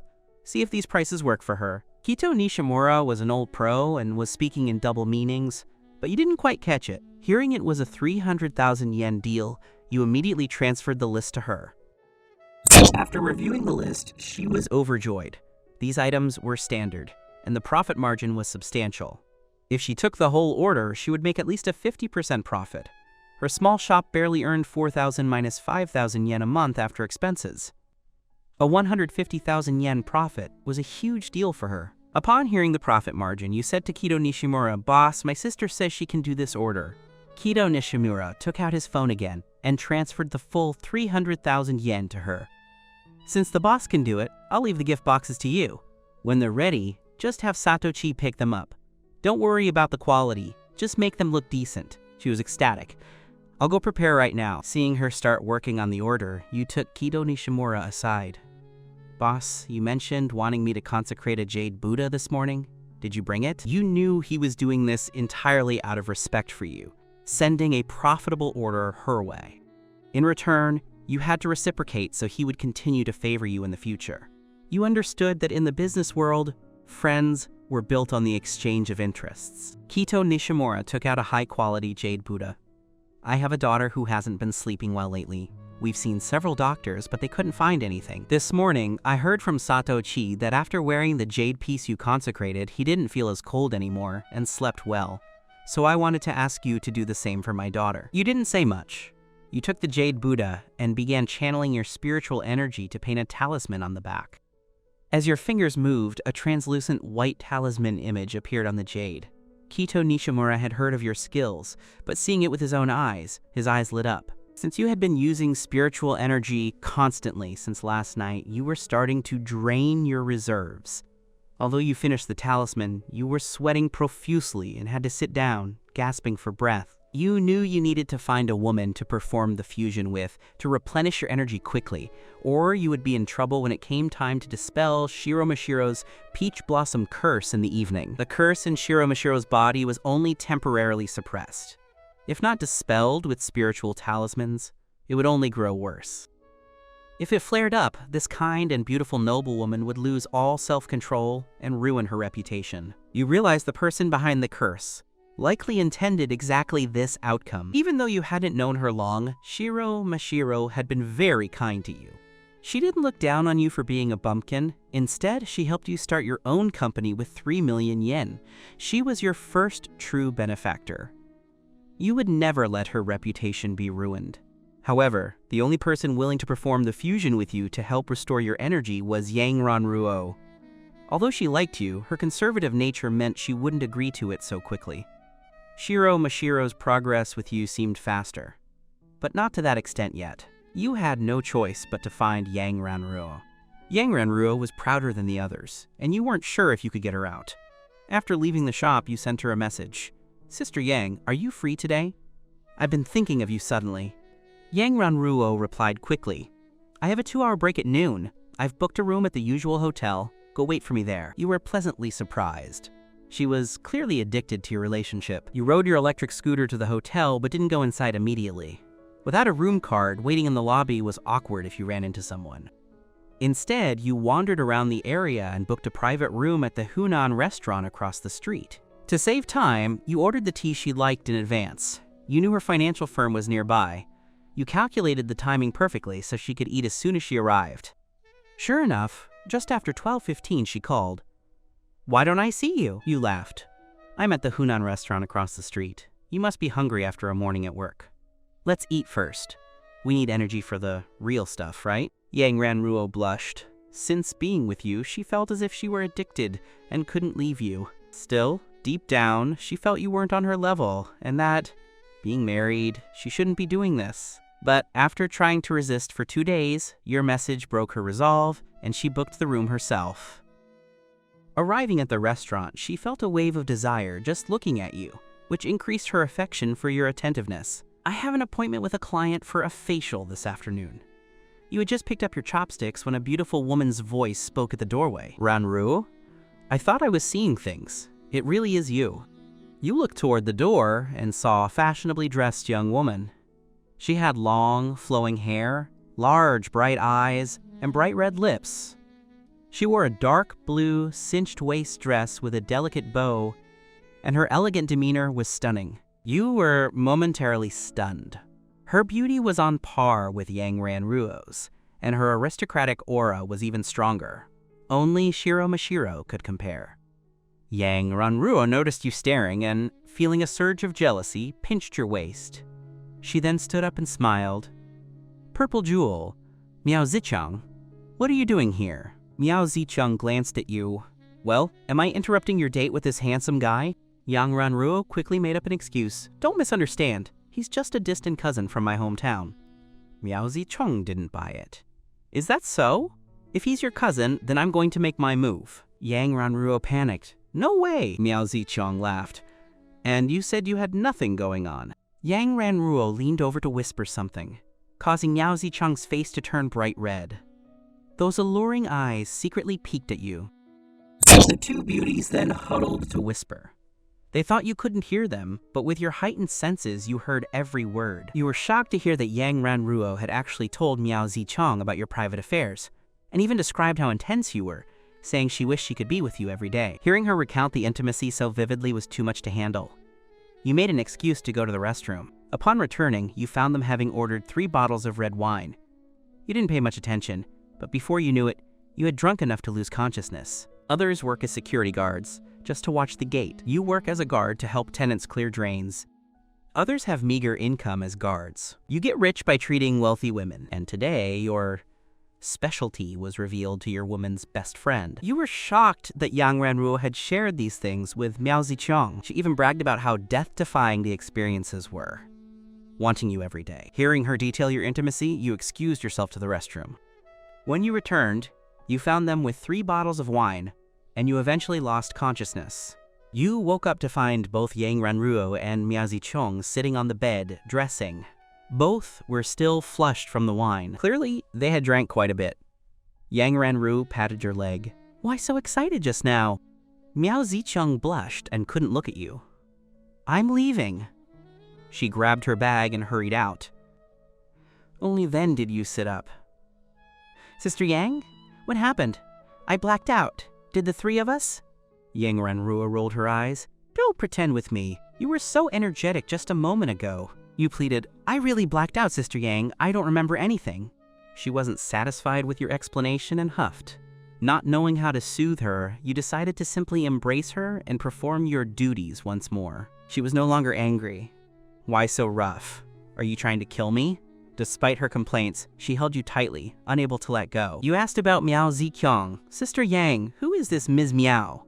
With an aura matching Shiro Mashiro's, you guessed her identity was significant. Yang Ranruo chuckled. "What? Still thinking about her? Let me tell you, you only had a chance because we were drunk. You won't have another opportunity. To you, she is an immortal in the sky. Stop dreaming, or you'll lose your life." You didn't answer, but you weren't giving up. You noticed your spiritual energy had increased several times more than it did with Yang Ranruo alone. She was a new treasure, and you wouldn't give up on her. Soon after, Yang Ranruo had to leave for an appointment with a client. As she left, you received a friend request. "Miao Zicheng." You accepted and sent a message. "Sister Miao, when are you free? I'd like to treat you to a meal." The message was met with silence. Just as you thought it was hopeless, a reply came. "I'll contact you if there's a chance. Don't message me otherwise." You tried to send back why, but received a notification. Message could not be delivered, blocked by recipient. You realized she had blocked you. You were confused. She had added you, chatted for a moment, and then blocked you. But you had no time to ponder her motives. The sun had set, and you had to dispel the curse on Shiro Mashiro. Waiting until tomorrow would make it much harder. You checked your messages and saw several missed calls from her. You called her back. "Shiro, White Sister, I am so sorry. I ran into some friends and got a bit drunk. You called? Are you free now?" Her voice sounded urgent. "I'll be there immediately. Let's meet at the usual place." You hung up and headed to the Kinyetsu Hotel. To save time, you took a taxi instead of your electric scooter. From her urgent tone, you guessed her condition wasn't good. You wondered if she would be able to hold herself together by the time you arrived. When you arrived at the hotel, she was waiting in the lobby, wearing a mask to avoid being recognized. She was dressed elegantly in a cream-colored knit top, light brown skirt, and pink-studded heels. Seeing you, she waved. Just as you were walking toward her, you saw a familiar figure pass by. Although you couldn't see his face, his aura identified him. It was her husband, USO Koyama. You saw USO Koyama with his arms around an attractive woman. At that moment, he turned around, and your eyes locked. He stopped immediately. "Oh, isn't it our security guard, Ren? Did you get fired from our building and come here to work security instead? If I knew you were working here, I would have brought your girlfriend Ryunimi. How exciting would it be if I were in the room with her while you stood guard outside?" He laughed excitedly. You were calm. "You're mistaken, USO Koyama. Ryunimi is no longer my girlfriend. She is your mistress." As you said this, you glanced at Shiro Mashiro and had a wicked thought. If he knew you were here to sleep with his wife, would he die of rage? However, seeing the pleading look in her eyes, you kept her identity secret. You didn't want to make things difficult for her, and you wouldn't offend such a vital benefactor for a moment of satisfaction. You were no longer the impulsive youth of your early days. Years of working in the city had made you calm. She wasn't just someone you helped. She was the person who would help you achieve success. USO Koyama noticed you looking at her and followed your gaze. She panicked and lowered her head. Dressed in a new style with a different haircut and a mask, he didn't recognize her at all. USO Koyama looked at her with disdain. "Renzo, how do you manage to get into the Kengetsu Hotel?" "Oh, I see. You've learned how to mooch off a rich woman." He pointed at you. "Listen here, you pathetic gigolo. You are a disgrace to men." As he scolded you, he felt a sharp gaze and turned to see her staring at him with killing intent. Startled, he quickly left with his companion. Seeing him leave, she hurried upstairs with you. Once the door was closed, she pulled off her mask. You saw her breathing was heavy and her face was flushed with an unusual heat. You immediately realized that because of the stimulation from USO Koyama just moments ago, the peach blossom curse within Shiro Mashiro's body had been triggered. You were just about to break the curse for her when Shiro Mashiro pinned you against the wall. Before you could even say, "Sister Shiro," she kissed you. Her lips were incredibly soft. The feeling was completely different from Ranruo Yang's. Compared to Shiro Mashiro, Yuka Yanagi fell short by a mile. Being kissed by Shiro Mashiro caught you off guard, and you felt yourself getting lost in the moment. However, when she grabbed your hand and guided it inside her top, you suddenly snapped back to your senses.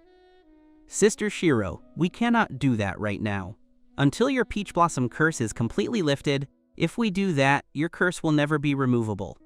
But Shiro Mashiro had clearly lost her reason by this point. She reached out to undress you. You deeply desired Shiro Mashiro as well, but you knew that if you made contact before the curse was lifted, it would become permanent. She would turn into an insatiable woman who would sleep with anyone. Naturally, you couldn't ruin her life.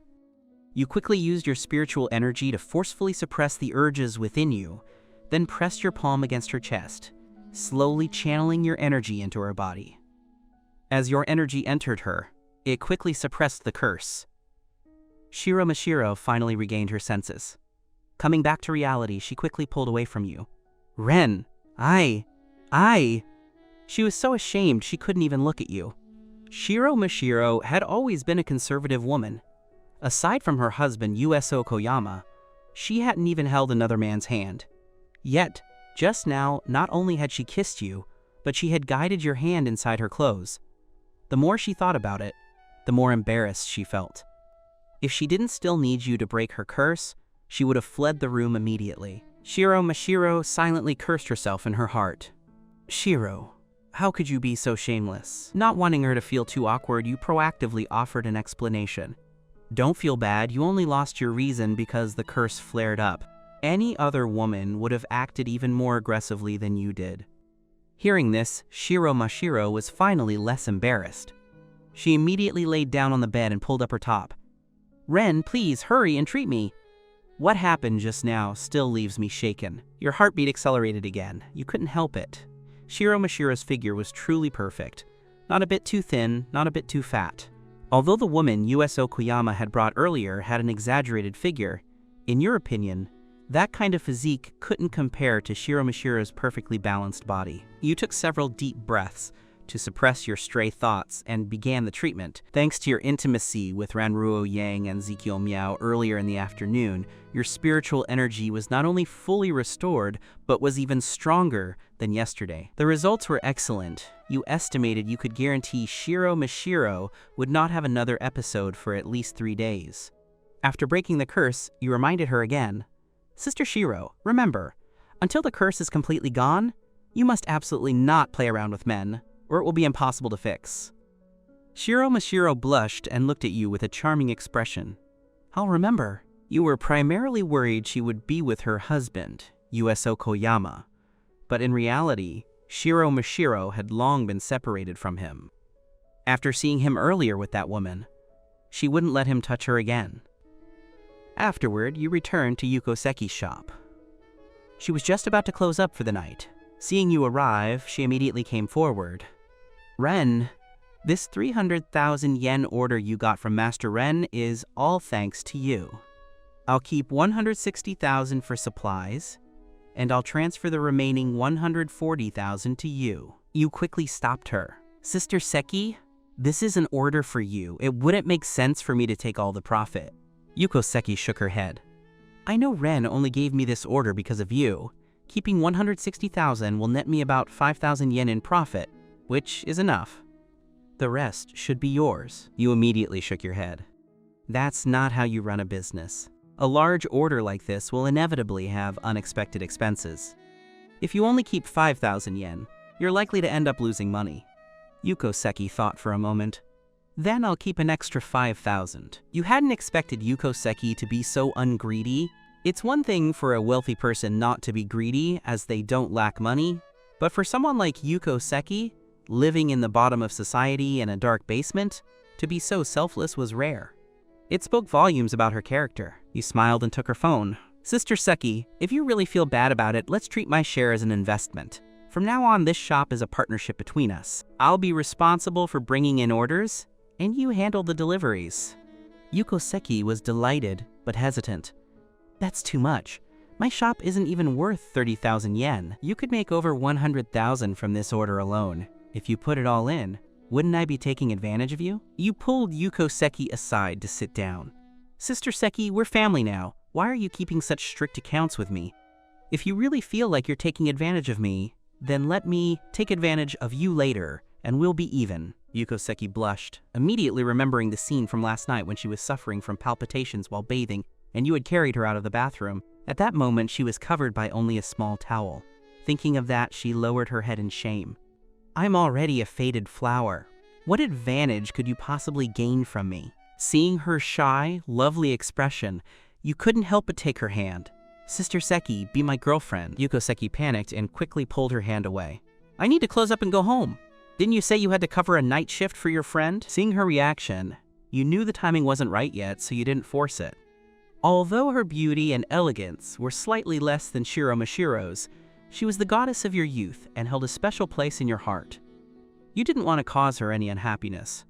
You helped her close the shop and assisted her in moving her things from the basement to your own rented room. After getting her settled, you rode your scooter back to the Kenietsu Hotel, but shortly after leaving the village, Yuka Yanagi called. Seeing it was Yuka Yanagi, you didn't want to answer, but remembering your many years together, you picked up. "What are you calling me for now?" Yuka Yanagi's voice was slurred. She was clearly drunk. Can you take me home?" You refused directly. "You aren't my girlfriend anymore. You're USO Koyama's mistress now, remember?" You prepared to hang up. Yuka Yanagi hurriedly said, "Ren, I'm being targeted by 2 thugs. If you don't come save me, you might never see me again." Hearing that she was in danger, you finally softened. "Fine, send me your location." Once you received it, you immediately hailed a taxi. When you arrived, Yuka Yanagi was sitting alone on the side of the road with a few thugs, watching her like predators. They scattered as soon as they saw you approaching. You frowned, seeing her in such a state. "How did you get this drunk?" Seeing you, Yuka Yanagi lunged at you and grabbed your neck. "Ren, do you know? USO Koyama promised to divorce his wife and marry me next month. But today he said he couldn't get a divorce yet. I've been tricked by him." You felt no sympathy. She didn't deserve it. Who can you blame for this? This is the path you chose. You put her in a taxi and took her back to her apartment. The place USO Koyama rented for her was a 3-bedroom flat, fully furnished, 100 times better than the room you used to rent. As you laid her on the bed and turned to leave, she grabbed you. "Ren, let me make it up to you tonight." You looked at her. "Are you planning on breaking up with USO Koyama?" Yuka Yanagi shook her head. "No, but I can still use my body to compensate you. Think about it. I'm not your girlfriend anymore. I'm the woman USO Koyama spent a fortune to buy. He spent a fortune on me, but now I'm sleeping with someone else. You're getting the better deal." You hadn't intended to touch her, but hearing that, you couldn't resist and pinned her to the bed. Just as you were about to undress, you heard the sound of a key in the door. Yuka Yanagi's face turned pale. She quickly pulled up her clothes and hid you in the closet before opening the door. When the door opened, Yuka Yanagi saw 2 subordinates carrying USO Koyama inside. "Mistress, the boss is drunk. Where should we put him?" Yuka Yanagi told them to put him in the spare room, then took a towel to wash his face and take off his shoes. But as soon as the men left, Yuka Yanagi abandoned USO Koyama and returned to her room, resuming her fervor with you. Knowing that she was now USO Koyama's woman, you no longer held back. In the spare room, USO Koyama was still mumbling in his sleep. "Yanagi, don't worry. I guarantee I'll divorce Shiro Mashiro soon and make you my wife." In the master bedroom, Yuka Yanagi was already lost in your intensity, holding you tight and whispering in your ear, "Ren, I'm dying." You wore her out completely before finally getting dressed and leaving. Before you left, you glanced at the still drunk USO Koyama in the spare room. He was still sleeping like a log, completely unaware that his woman had just been singing in your arms. After leaving her place, you went to the Kinyetsu Hotel. Shiro Mashiro was far too good to you. Not only did she rent you a room in this 5-star hotel, but she had bought you a closet full of clothes, from jackets to pajamas, underwear, and socks. Nothing was missing. Living here was far more comfortable than in your old rental. Although you had visited twice before, you had never stayed the night. After sleeping there, you finally understood why some wealthy people choose to live in hotels long-term. It was incredibly comfortable. After eating breakfast, you took your small scooter back to Yuko Seki's shop. Since the company registration Shiro Mashiro was handling for you wasn't ready yet, you had nothing to do and went to help Yuko Seki. However, just as you arrived, you received a call from Nishimura Ren. "Master Ren, are you free today? If so, I'd like to ask a favor. Help me accompany Old Seven to collect a debt. If you can help him recover this debt, I'll give you a 20% commission. That's 400,000 yen. You were never interested in debt collection, but hearing the commission was so high, you immediately became interested. I'll be at your company now." When you arrived at Nishimura Ren's company, Satochi was already waiting at the door. "Master Ren, I'm so glad you could come." As Satochi drove, he explained the situation.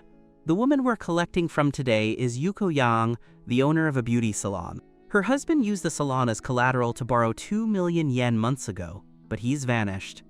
Our task today is to get that 2 million back from her." Ryu Kiyuchi drove to an old apartment complex and led you to knock on one of the doors. The door was opened by a woman under 30. She had long, dark, smooth hair, bright eyes, and was wearing a high-quality royal blue crepe shirt, paired with a black skirt that accentuated her figure. She carried an exquisite black handbag, giving her the air of a successful professional woman. Despite looking somewhat anxious, she was undeniably a great beauty. Her expression changed when she saw Satochi. Ryu Kiyuchi walked straight into the house. "Ms. Yang, we agreed to repay the money today. You can't let me leave empty-handed again, right?" Yuko Yang spoke calmly. "I want to repay you, but as you can see, my only beauty salon has been sealed off by creditors. I have no way to run it. I sold my car to pay off my husband's other debts. I'm only renting this apartment. I have to take on odd jobs every day just to get by. Where do you expect me to find 2 million yen? Ryu Kiyuchi sneered. "Ms. Yang, a debt must be paid in blood. Since you can't pay, I have no choice but to send you to sell your body to pay the debt." Hearing this, Yuko Yang's face changed. She suddenly turned back, grabbed a fruit knife from the table, and held it tightly against her own neck. "Ryu Kiyuchi, don't force me, or I will die right here. If I die, you won't get a single cent." Seeing her willing to die, Satochi backed off 2 steps.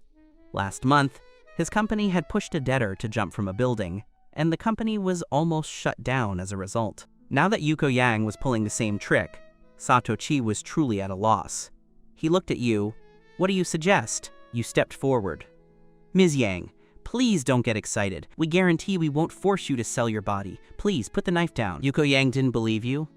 If you really won't force me, then write me a statement allowing me to pay back the $2 million over 3 years. I guarantee I will pay it off. You looked at Satoshi, who shook his head. Seeing him shake his head, Yuko Yang became agitated again. Since you won't agree, you were lying to me. As she spoke, she pressed down and blood started dripping from the blade. You were shocked. Ms. Yang, don't be impulsive. As the saying goes, there are always more solutions than problems. As long as you're alive, there's a way. Yuko Yang's voice was filled with despair. What solution? I have nothing left, but they are forcing me to pay right now. I'd rather die than earn dirty money. You thought for a moment. Ms. Yang, I have an idea. I know an extremely effective beauty formula. Let's go talk to the creditors to get your salon back into operation, and then I'll give you this formula. With my secret recipe, your business will definitely boom. That's much faster than working odd jobs. Yuko Yang was skeptical. Is that true? Without wasting words, you typed out a beauty formula on your phone. After seeing the formula, Yuko Yang finally put the knife down. Ryu Kyuchi breathed a sigh of relief. Nishimura Ren had specifically asked you to come along because he was worried Yuko Yang would do something extreme. If Satoshi had pushed her to her death today, the debt collection business would be finished. Although Yuko Yang had put down the knife, she still had little faith in your formula and remained guarded, especially against Satoshi. To get her to lower her guard and help her reopen the salon, you said to Satoshi, Old Seven, I'll take responsibility for Ms. Yang's debt. You can head back first. Ryu Kyuchi was delighted. He knew Yuko Yang didn't even have 100 yen to her name. Forcing her would only lead to a tragedy, and he was happy to dump this hot potato on you. Ryu Kyuchi didn't hesitate to take off. Seeing him leave, Yuko Yang's vigilance visibly faded. You then said, Ms. Yang, I know you don't fully believe in my formula. Why don't we mix the ingredients and do a test? Yuko Yang was intrigued. What aspect does this formula target, Mr. Ren? You laughed. To be honest, I haven't used this personally, but it's recorded in my family's medical texts.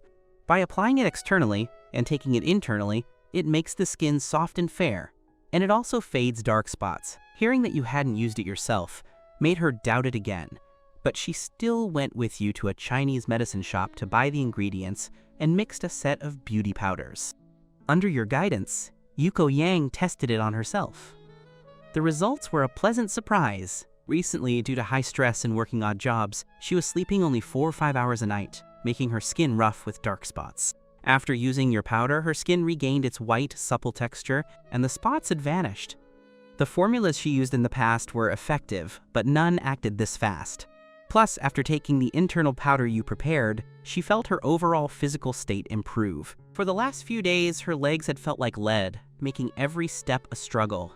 Now, that heavy feeling had disappeared. Yuko Yang waved her hand excitedly. Let's go! We're going to see Ms. Sun! She was referring to the creditor who had seized her salon, a supervisor at Rengen Financial. You hailed a taxi and accompanied Yuko Yang to a commercial tower. Miss Sun's office was inside. She's very difficult to deal with. Try not to speak when we go in. Yuko Yang warned you. When they arrived, she approached the receptionist. I'd like to see Miss Sun. Could you please ask if she's free? Yuko Yang placed her business card on the desk. The girl picked up the card and made a call. Putting down the phone, she politely refused. I'm sorry, Ms. Yang, but Miss Sun says she is too busy to see you. Yuko Yang quickly asked, when will she be free? The girl shook her head. She didn't say, so I don't know. Yuko Yang sighed. It looks like we'll have to wait here.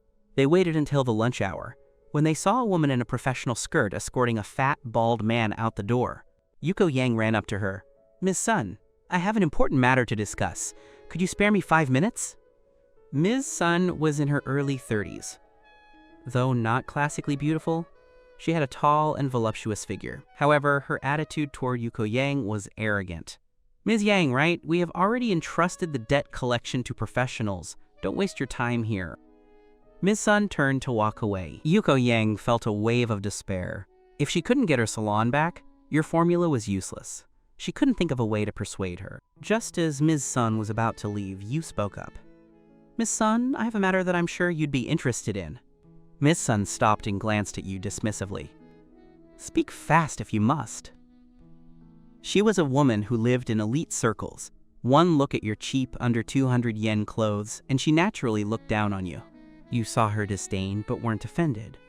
Are you sure you want me to say it here, Miss Sun? You might regret it. Miss Sun glared at you coldly and walked away. You spoke. Miss Sun, the one-on-two last night must have been exhausting. Yuko Yang was confused, not understanding what you meant. But Ms. Sun's face changed dramatically. She had already entered the elevator, but hearing your words, she immediately retreated. Come to my office. Yuko Yang was shocked that a simple, strange sentence had worked.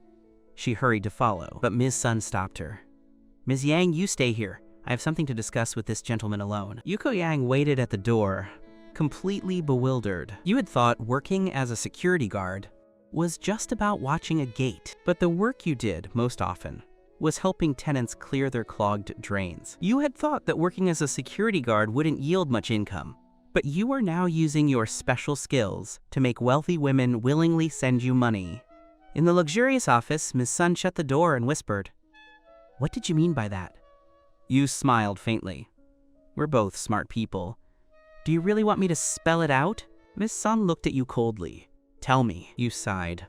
Fine, if you insist. The bald man you just escorted out was one of the two men you were with last night. When you saw her, you smelled the scents of two different men on her. You deduced that she had entertained both men simultaneously last night. The scent of one matched the bald man she had just sent off. You knew Ms. Sun was married with a child. She certainly wouldn't want her husband to know about the two men. Ms. Sun realized you knew exactly what she had done and immediately panicked. The arrogant Ms. Sun now wore a fawning, pleading smile. Sir, how should I address you? I'm Rin, a friend of Ms. Yang. You can just call me by my name. Ms. Sun smiled flatteringly. Mr. Ren, may I ask how you knew about last night? You smiled mysteriously. You might not believe it, but I calculated it. My family has been fortune tellers for generations. This is a trivial matter for me. Miss Sun didn't believe you, but seeing you wouldn't tell the truth, she relented. Ren, let's talk straight. What do you want in exchange for keeping this secret? You sat up straight. I don't want to make it hard for you. I just want to help Ms. Yang get her salon back. Only by running her business can she pay back the 2 million owed to your company. Miss Sun breathed a sigh of relief. Half an hour later, you walked out with the keys to the beauty salon. Yuko Yang had been waiting anxiously. How was it? Did she agree to see me? You shook your head. You don't need to see her. As she looked at you in despair, you jingled the keys in your hand. Yuko Yang recognized them immediately. She was overjoyed. Ren, you are truly amazing. As she hugged you tightly, she suddenly realized how close she was, blushed, and let go. Sorry, I was just too excited. I didn't mean anything else. You certainly weren't unhappy. Her beauty was on par with Ran Ruo Yang's, and you weren't a normal man if you weren't pleased to be hugged by such a beauty. It's fine. Just don't squeeze so hard next time. Yuko Yang blushed deeper, but wasn't angry. The two of you went to the beauty salon. Located next to an upscale complex, it had been closed for half a month and was covered in dust. Yuko Yang opened the door and sighed with relief to find everything still there. With her bank accounts frozen due to her credit score, she would have had no way to replace the items. After cleaning up, her confidence returned. I'll reopen tomorrow. In 3 months, I can pay off that 2 million. Seeing her confidence return, you felt relieved. Just as you were preparing to head back to the hotel, you saw several thugs approaching. Seeing them, Yuko Yang's expression changed, and she tried to pull down the rolling shutter, but it was too late. A thug in a red vest caught the door. This isn't cool. You said your husband owed us 100,000 yen, and you'd pay it, but the next day you closed the shop. We've been looking for you for half a month. Trying to hide again? Yuko Yang couldn't hide. Ray, I didn't mean to default. It was just that the creditor closed me down. I just got the keys back. Give me 1 month and I promise to pay that 100,000. The leader, Daiki Mori, refused instantly. Not a chance. How do I know you won't close up tomorrow again? Yuko Yang begged. Ray, please. Just 1 month, okay? Daiki Mori looked her up and down. My boss says he doesn't really care about the 100,000. He's just unhappy that your husband fled overseas to avoid the debt. Mistress, it wouldn't be hard to wipe that debt clean. Just sleep with our boss a few times. You're not a girl who hasn't been with a man before anyway. You lose nothing and get the debt erased. Great deal, right? Yuko Yang's face changed. Ray, I already told your boss, Dragon. I'm not that kind of woman. I'll pay the debt, I just don't have the money right now. Daiki Mori's expression darkened. Mistress, if that's how you want to be, don't blame us for being rude. You stepped out and shielded Yuko Yang. Friends, let's leave room for future negotiations. Ms. Yang really doesn't have the money. Just give her a month. It's better for everyone than pushing her into a corner. Daiki Mori looked you up and down. Seeing you weren't particularly muscular, he sneered. Kid, do you know who I am? You dare to stick your nose in my business? Are you looking for a beating? Yuko Yang quickly pulled you back. Ray, I'm sorry. Ren doesn't know you and Dragon. Please, let me apologize on his behalf. Daiki Mori ignored her and swung a fist at your face. Since this kid doesn't know us, I'll have to teach him. He was over 1.85 meters tall and far more muscular than you. He thought dealing with you would be simple until you caught his punch with ease. You gripped his fist and applied a bit of pressure. He felt as if his knuckles were about to shatter. Daiki Mori begged for mercy. After you let go, he stepped back and pointed at you. Kid, you just wait. He reached for his phone to call for backup. You didn't stop him. If you didn't resolve this for Yuko Yang, the shop wouldn't stay open, and you wouldn't get your 400,000 yen commission. To get that, you had to settle this once and for all. Daiki Mori quickly brought over a dozen thugs carrying steel pipes. Today, I'll show you the true power of Ray. Yuko Yang was shocked and tried to plead for you, but you stopped her. Don't worry, Ms. Yang. These small-time thugs aren't my match. You walked toward the door. Daiki Mori and his men surrounded you. Seeing your calm demeanor, he felt a bit of doubt. Kid, I'll give you one more chance, apologize, and we can forget this today. Ray, if you're scared, just say so. Daiki Mori couldn't lose face in front of his men. He hesitated, looking for a way out, but his subordinates didn't see his hesitation and rushed you, steel pipes in hand. As if you had eyes in the back of your head, before they could even get close, you unleashed a series of back kicks, sending the two attackers flying to the ground. Seeing the fight had started, Daiki Mori gritted his teeth and charged with his pipe. He still believed that with over a dozen brothers, they couldn't possibly lose until he actually engaged you and realized how much he'd underestimated your strength. Despite their numbers, they were no match for you. In less than 5 minutes, Daiki Mori and all his men were lying on the ground, unable to get up. Yuko Yang looked on with eyes sparkling. She had suffered so much humiliation in the last 2 months, and she longed for a strong man to protect her.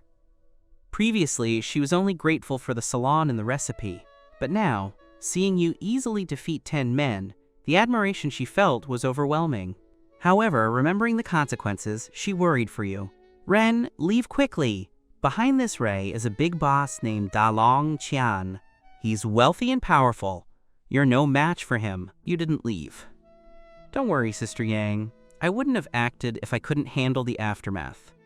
You walked over to Daiki Mori. Take me to your boss. Daiki Mori glared at you. You better think this through. My boss has experts under him. When you raised your hand, he scrambled up. Fine. If you're not afraid of dying, I'll take you to Dragon. Seeing you following him, Yuko Yang worriedly closed the shop and followed you. You were surprised to see her.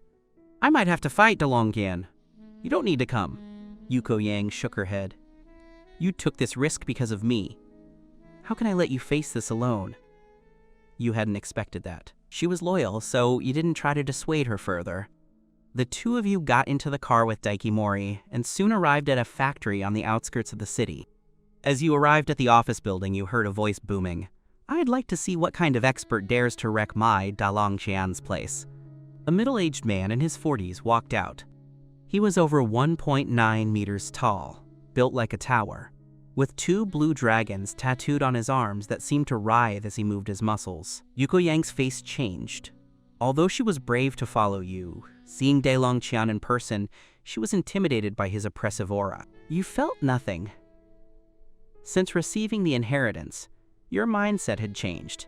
This kind of intimidation no longer stirred a ripple in your heart. Dalong Qian saw you facing him calmly despite your ordinary appearance and realized your strength. He cupped his hands. Mr. Ren, is it? Nice to meet you. My brother went to collect a debt today, and Ren, you hit my brother. That doesn't seem right, does it? You didn't intend to fight him. You knew this world wasn't about violence but human relations. Even if you won the fight, you might create more trouble for Yuko Yang. You wanted money, not a blood feud. You cupped your hands. My apologies, Dragon. I was impulsive. But your men were disrespectful to my sister first. Since I'm here, let's solve this. I'll pay the 100,000 yen debt myself. What do you say? Daelong Qian wasn't surprised. And how do you intend to pay it? You stepped forward. Since it's a gambling debt, why not have one more round? If I win, the debt is settled. If I lose, I'll pay you 200,000. Daelong Qian's eyes lit up. He didn't care about the 100,000. He was using it as an excuse to force Yuko Yang to sleep with him. He loved her beauty and the air of a strong woman she carried. Conquering her would give him a great sense of achievement. No problem, how do you want to play? People say being a security guard has no future, but you discovered your own unique specialty while doing it. Not only did you help owners clear drains, you also helped beautiful owners with their health. You spoke calmly to the underground casino owner. I don't usually gamble, and I don't know fancy games like Pai Gao. Let's keep it simple. Dice, high or low, how about it? Daelong Qian was delighted. He was a master at dice. You can challenge me, but at my level, 100,000 is too small. Let's make it 500,000 minimum. You shook your head. I don't have that much money. Daelong Qian had anticipated this. He pointed at Yuko Yang. Then let's use Ms. Yang as the stake for the 500,000. If I win, I don't need the money. She just has to sleep with me for a month. You refused immediately. That's not happening. This is a gamble between you and me. She isn't a stake. Daelong Qian sneered. Then how will you pay me? Yuko Yang pulled you aside and whispered. Ren, how confident are you? You had recently learned to use spiritual energy to manipulate small objects. While you could only move very light things at low speeds, it was more than enough to control dice. 80%, Yuko Yang gritted her teeth. Fine, then let's gamble. She turned to Daelong Qian. I'm willing to be the stake. If he loses, I'll sleep with you for a month. She knew this was her only chance. She wasn't betting on luck, she was betting on you. Although she had known you for only 2 days, she trusted your character and your abilities. Seeing her take the risk, you said nothing further. Daelong was overjoyed and led you into a gambling room. His factory was a front for an underground casino. You sat down opposite him. Dragon, you go first, or me? Daelong Qian was full of confidence. Guests first. You didn't stand on ceremony. You picked up the dice, glanced at them, and gave them a simple shake. The gamblers in the room were veterans. One look at your technique and they knew you were a complete novice. Daikimori was the first to scoff. With that skill, you dare challenge our boss? He's the god of gamblers here. He can roll whatever number he wants. USO Koyama had just finished speaking when you stopped the dice cup in your hand. It's your turn to roll, Brother Ryu. Ryu Qian picked up the dice cup in front of him and began to shake it. In his hands, the cup danced with such flair it rivaled the gamblers in the movies. The crowd erupted in cheers. USO Koyama immediately began sucking up to Ryu Qian again. Did you see that, kid? That's the true power of Brother Ryu. You ignored USO Koyama and said to Ryu Qian, Brother Ryu, you reveal yours first. Standing behind you, Yuko Yanagi had her heart in her throat. Ryu Qian confidently lifted the cup, but upon seeing that it wasn't 3 sixes, his brow furrowed. What's going on? I haven't missed in a long time. What's wrong with today? When Yuko Yanagi saw it wasn't 3 sixes, she let out a silent sigh of relief.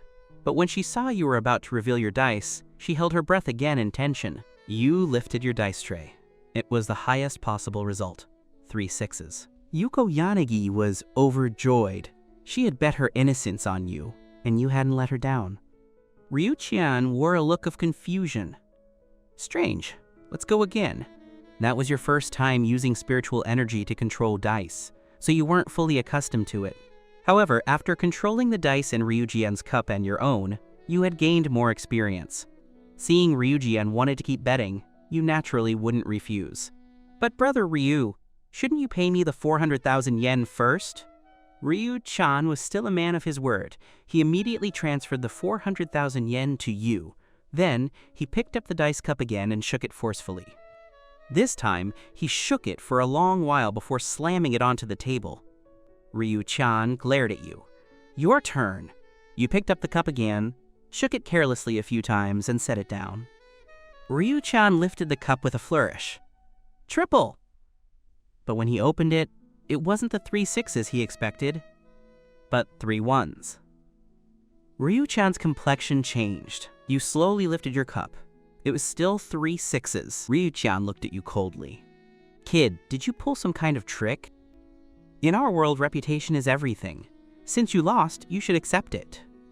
If you say I used tricks, what evidence do you have? As far as I know, you have at least 6 security cameras in this room. You can easily pull the footage and see if I used any tricks. Ryu-chan didn't waste words. He immediately had his men pull all the security footage from the room and examine it closely. After careful review, Ryu-chan still couldn't find any sign that you had cheated. Only then was Ryu-chan convinced. Fine. Since you won by your own ability, I accept the loss. As he spoke, he transferred another 500,000 yen to you. You hadn't expected Ryu-chan to be so honorable. You said to him, "Since you are a man of your word, I'll give you a warning. Be careful of someone trying to stab you in the back." Ryu-chan frowned. Mr. Ren, what do you mean by that? You didn't say anything more, instead glancing at Ryu-chan's subordinates nearby. Ryu-chan caught on instantly. All of you, get out. I have important matters to discuss with Mr. Ren. No one is to enter without my order. Everyone acknowledged, and left one by one. Only when they were gone did Ryu-chan say, Mr. Ren, now you can tell me which backstabbing rat is trying to frame me. You shook your head. I don't know who the person is either. I just noticed something wrong with the bracelet you're wearing, so I deduced someone might be trying to harm you. Ryu-chan frowned, puzzled. This bracelet was blessed by the abbot of the Tamagawa Shrine. How could there be a problem? You didn't argue, but instead asked, Ryu-chan, Brother Ryu, have you been feeling anxious lately? Sometimes you can't even control your urge to lash out at people. Ryu-chan was shocked. How did you know? You pressed further. Brother Ryu, think carefully. Did you start feeling this way after you put on this bracelet? Ryu-chan thought for a moment, his face contorting with rage. That expletive actually dared to plot against me. As he spoke, he grabbed a weapon from the side and prepared to charge out. You were alarmed. Ryu-chan's bracelet had been hit with the blood slaughter curse, which had severely affected his mind. If you didn't stop him, he would likely kill someone tonight. In today's highly regulated society, if Ryu-chan committed murder, he wouldn't escape legal punishment. You suspected that this was the true intent of the person behind the plot. You grabbed Ryu-chan and simultaneously used your right hand to quickly press the soul gate acupoint on his back. Struck in his vital point, Ryu-chan slumped to the floor like a deflated balloon. USO Koyama and the others outside saw this, rushed in, and surrounded you. Kid, how dare you attack our boss? Release him at once or we'll tear you to pieces. You glared at USO Koyama. Are you stupid? I'm not trying to harm your boss. I'm saving his life. Can't you see that? Hearing this, the crowd stepped back a few paces. You first took the bracelet off Ryu-chan's right wrist, then quickly tore open his shirt. A blood-red pattern, shaped like a ghostly face, appeared on his chest. Everyone retreated in fear. What is this? You didn't explain, instead using your spiritual energy to draw a sigil on Ryu-chan's chest. As the translucent white light faded into his body, the terrifying blood-red ghost face disappeared. Ryu-chan slowly regained consciousness. As soon as he woke up, he tightly gripped your hand. Master Ren, you saved my life! Just now, I don't know what came over me. I was suddenly so irritable, all I wanted to do was kill. If you hadn't stopped me, I would have been finished.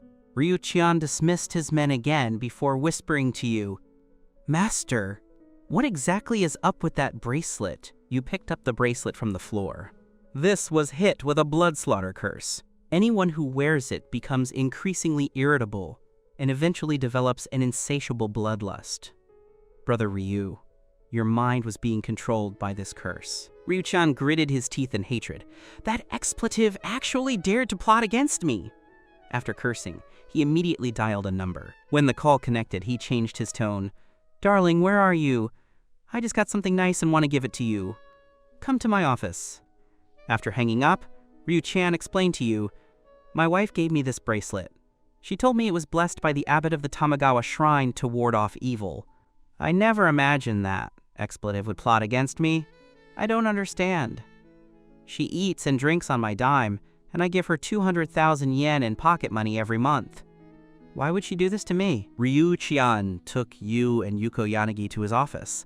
He didn't want to air his dirty laundry, but since he needed your help to get to the bottom of the plot, he had to let you in on it. Having spent 20 years in the underworld, he knew how dangerous it was. His wife plotting against him meant someone else was pulling the strings. If he couldn't expose the mastermind, he might fall for it again. Master Ren, please hide in the small room inside with Miss Yanagi. You and Yuko Yanagi had just hidden in the back room when you heard the sound of the door opening. You peeked through the window crack and saw a middle-aged woman in a red dress enter. She looked to be about 40. She had been a beauty in her youth, and though she was a bit plump now, she still held the charm of a mature woman. You knew this must be Ryu-chan's wife, Umeko-mei. As soon as Umeko-mei entered, she sat opposite Ryu-chan with a smile. Honey, you said you had something nice for me. What is it? Ryu-chan took out the bracelet and placed it in front of her. A flash of panic crossed Umeko-mei's eyes, but she quickly masked it. Honey, isn't this the bracelet I gave you? Do you want to give it back to me? Ryu-chan's voice was cold. Tell me the truth. Where did this bracelet really come from? The panic in Umeko-mei's eyes deepened, but she tried to cover it. I got this from the Tamagawa shrine. They told me it was blessed by the abbot to ward off evil, so I bought it for you. Ryu-chan was no fool. He had already caught the panic in his wife's eyes twice. In that case, can you help me get another one? A friend of mine really likes it and wants one too. Umeko-mei breathed a silent sigh of relief. No problem. I'll go to the Tamagawa shrine tomorrow and get you another one, but these aren't cheap. They're 300,000 yen each.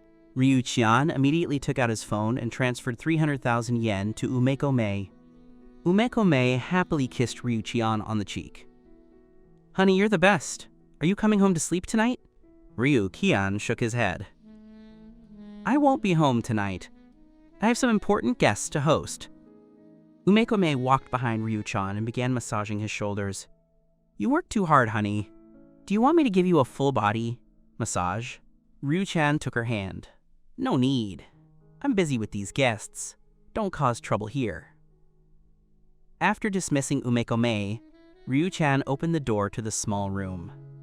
Master, did you notice anything wrong with my wife? You looked at Yuko Yanagi before pulling Ryu-chan aside and whispering, Sister-in-law is likely unfaithful. As your spiritual energy increased, your perception had become sharper. Even through the door, you could sense the presence of another man's aura within Umeko-mei, a man who was definitely not Ryu-chan. That was why you dared to say this. Ryu-chan's face turned ghastly. In fact, he had already suspected as much, but hearing you confirm it made him furious. However, given his position, he wasn't a man without patience. He clenched his fists. I knew it! Why else would that expletive refuse to let me touch her lately? It seems this bracelet is connected to that expletive she's with. Ryu-chan stepped aside to make a call. Half an hour later, he said to you, Master, can you accompany me to catch them in the act? That expletive has gone to a hotel with a pretty boy. My men tell me the boy is just a gigolo from a club, but I suspect someone is pulling the strings. People say there is no future in being a security guard, but you are thriving as a security guard in the Villa District. You don't just help residents unclog their drains, you've also made a fortune treating the illnesses of beautiful residents. Today, you didn't expect Boss Hyun to invite you to catch an affair. You didn't refuse. No problem. You were actually interested in this. It wasn't because you wanted to watch the chaos involving Ryu-chan's wife. You weren't that bored. You had discovered that the blood slaughter curse on the bracelet was of the same origin as the peach blossom curse on Bai Wanchen. This meant that the person who cursed Ryu-chan might be the same person who cursed Bai Wanchen, or at least they were related. You knew Bai Wanchen had been investigating the mysterious person who cursed her, but she hadn't found any clues. Helping Ryu-chan might provide clues for Bai Wanchen. Besides, you didn't need to treat Bai Wanchen tonight anyway, so this was a perfect opportunity. After leaving Ryu-chan's factory, you sent Yuko Yanagi home before following him to the hotel. The car drove to a remote hotel. Ryu-chan took you directly upstairs. The girl at the front desk wanted to stop them, but seeing the 2 blue dragon tattoos on Ryu-chan's arms, she sat back down in silence. Ryu-chan took 4 or 5 of his brothers and you directly to room 303. Ryu-chan gave a look to his subordinate, who stepped forward and knocked. "Police! Raid!" A few minutes later, a slick-haired man opened the door. He looked to be in his early 20s. Perhaps in his haste, he had even put his undershirt on backward. Seeing Ryu-chan at the door, the man was stunned. "Who are you?" Before Ryu-chan could finish, Umeko-mei's complaint came from inside the room. Which police station is so bored that they have to bother a couple in a hotel room? Without waiting for Umeko-mei to finish, Ryu-chan grabbed the young man by the hair and dragged him into the room. Umeko-mei was still lazily getting dressed. "You police officers dare to lay a hand on me?" Umeko-mei looked up, and her face turned ghostly pale. She collapsed to her knees with a thud. "Honey, I was wrong!" Ryu-chan slapped Umeko-mei across the face. "You shameless thing!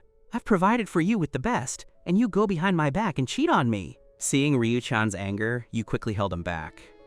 "Brother Ryu, don't be impulsive. This kind of woman isn't worth getting angry over. If you kill her, you'll end up in prison. It's more important to find out the truth about that bracelet." Ryu-chan calmed down. In truth, Umeko-mei wasn't his only woman, and his physical passion for her was not as intense as that of an average couple.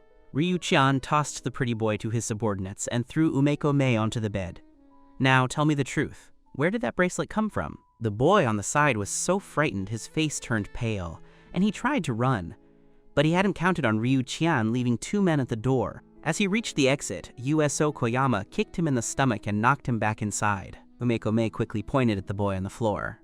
"It's all Wu Qing's doing. He told me to have you wear it. He said it was a good thing that would bring you constant wealth." Seeing Umeko-mei so pale, Ryu-chan figured she wasn't lying. He turned to the boy, Wu Qing, and stepped on his stomach, making it hard for him to breathe. "Speak!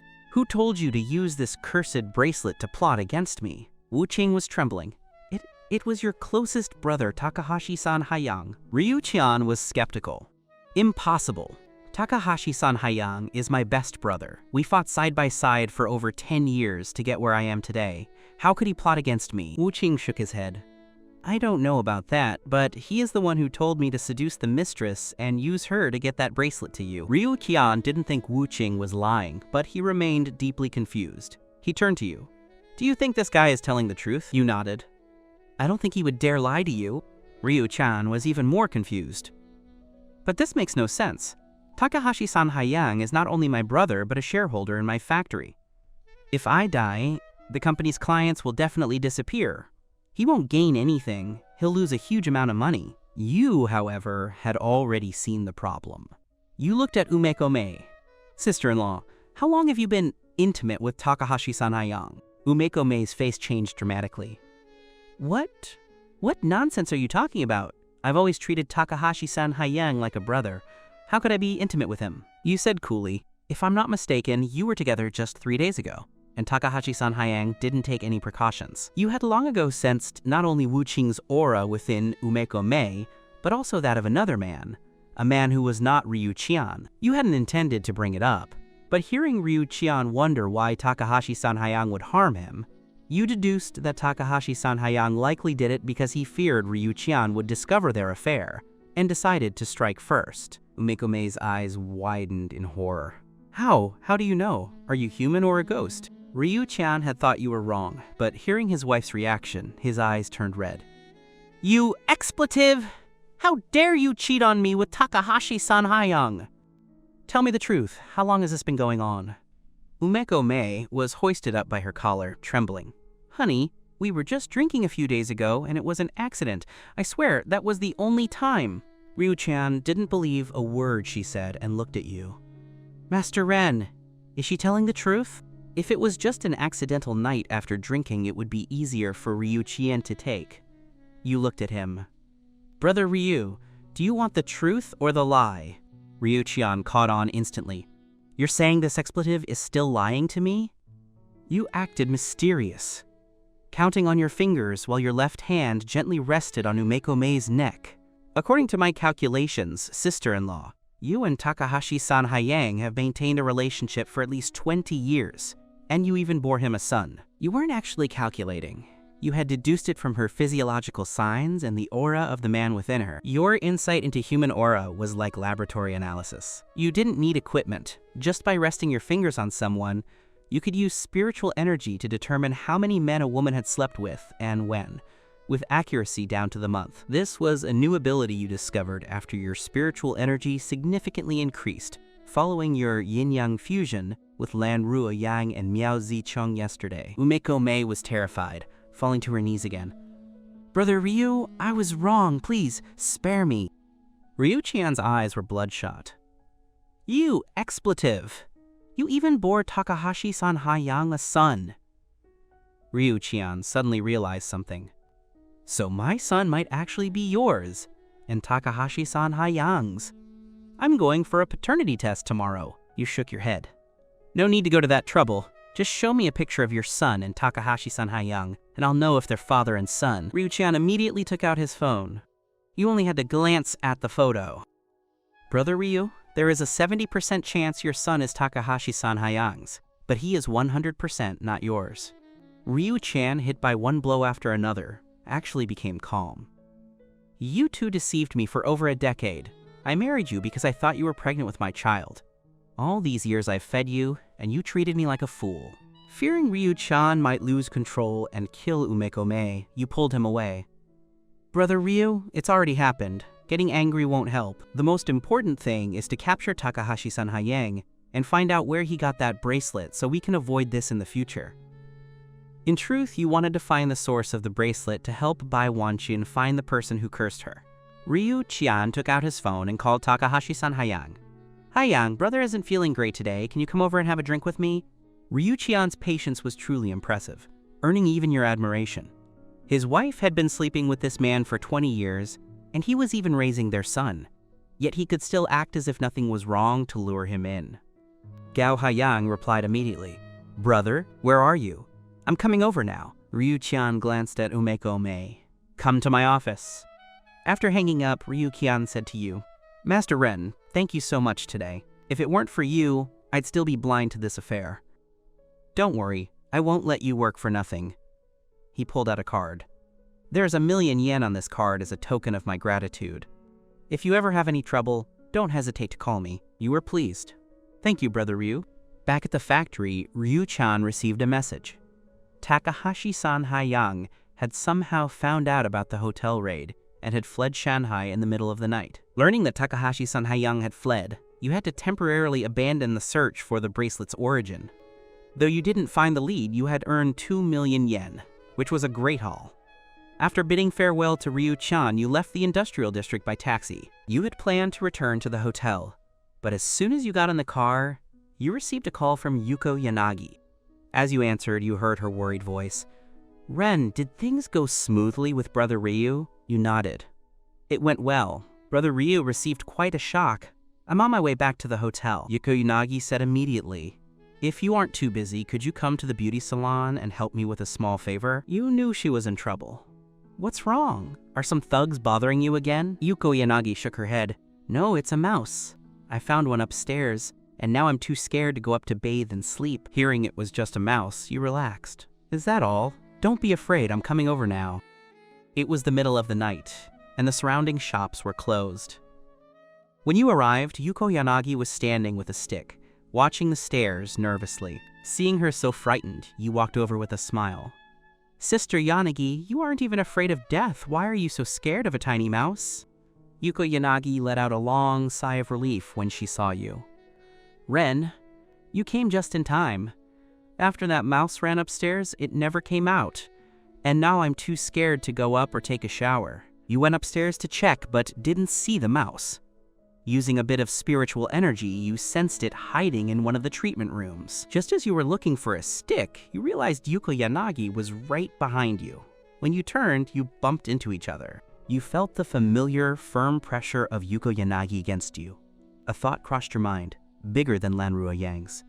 Up to now, you had been with 3 women, but with Zicheng Miao, You had been too drunk to know anything, and as for Ruyan Liu, her dimensions couldn't compare to Yuko Yanagi's. Yuko Yanagi, who had been focused on her fear, blushed upon bumping into you. She was a proper woman who hadn't been this close to a man other than her husband.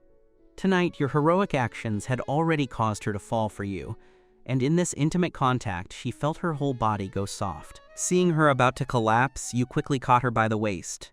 "Sister Yanagi, are you okay?" In your arms, she felt even weaker, but she was too embarrassed to let you see it. "I'm just a little shaken. I'll be fine after a rest." You carried her to a treatment bed and massaged her chest to help her heart rate. You were only trying to help her relax, but because of the sensitive area, her body's reaction was even stronger. People look down on being a security guard, but you're thriving as a security guard in the Villa District. You don't just help residents unclog their drains. You've also made a fortune treating the illnesses of beautiful residents. But you were eventually discovered by her jealous husband. He demanded the property management fire you. Yet you used your supreme medical skills to capture the hearts of the wealthy women. You placed Yuko Yanagi on the bed. Noticing her reaction was even stronger than yours. She was a normal woman. She had needs, and her husband had been gone for months hiding from debts. For 3 months, she hadn't been with a man. You had saved her from the edge of a cliff and were infinitely brave. Her inner admiration caused her to fantasize about you. Pressed by your touch, she felt like a squeezed sponge. The moisture was unstoppable, causing her even more embarrassment. Fearing you would see her as a loose woman, she kept her legs tightly shut to hide her secret. You realized her situation. You weren't the naive kid you once were.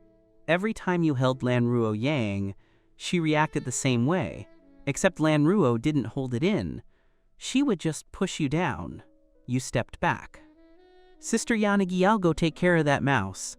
Only when you turned to leave did she finally relax. You killed the mouse with your stick easily. Yuko Yanagi let out a sigh of relief. "Sister Yanagi, since the mouse is dead, I'll head back." Yuko Yanagi grabbed you. "Can you not go tonight?" You looked at her. "Sister, is that appropriate? You aren't divorced yet." Her face turned even redder, looking enchanting. You had only known her for a day, but so much had happened that you knew she was a good woman. If she made the move, you wouldn't refuse. Her beauty was on par with Lanruo Yang's, and merging with her would certainly boost your spiritual energy. But Yuko Yanagi blushed and stepped back. "Don't misunderstand, I didn't mean that. I'm just afraid more mice will appear. There are 2 small rooms on the 2nd floor. We can each sleep in one." She went to get a pair of men's pajamas. "These were my husband's. They should fit you." You didn't refuse. It was the early hours of the morning, and after a quick shower, you both went to your respective rooms. At dawn, Yuko Yanagi was already up, preparing for business. With your help, she had retrieved the salon, but the true test had begun. If your beauty formula didn't open the market, Sun Xiaoyu from Rengen Financial would seize it again in a month. Rengen Financial was a massive international firm, and Sun Xiaoyu only had the authority to give her a 1-month grace period. You knew today's business would decide her fate.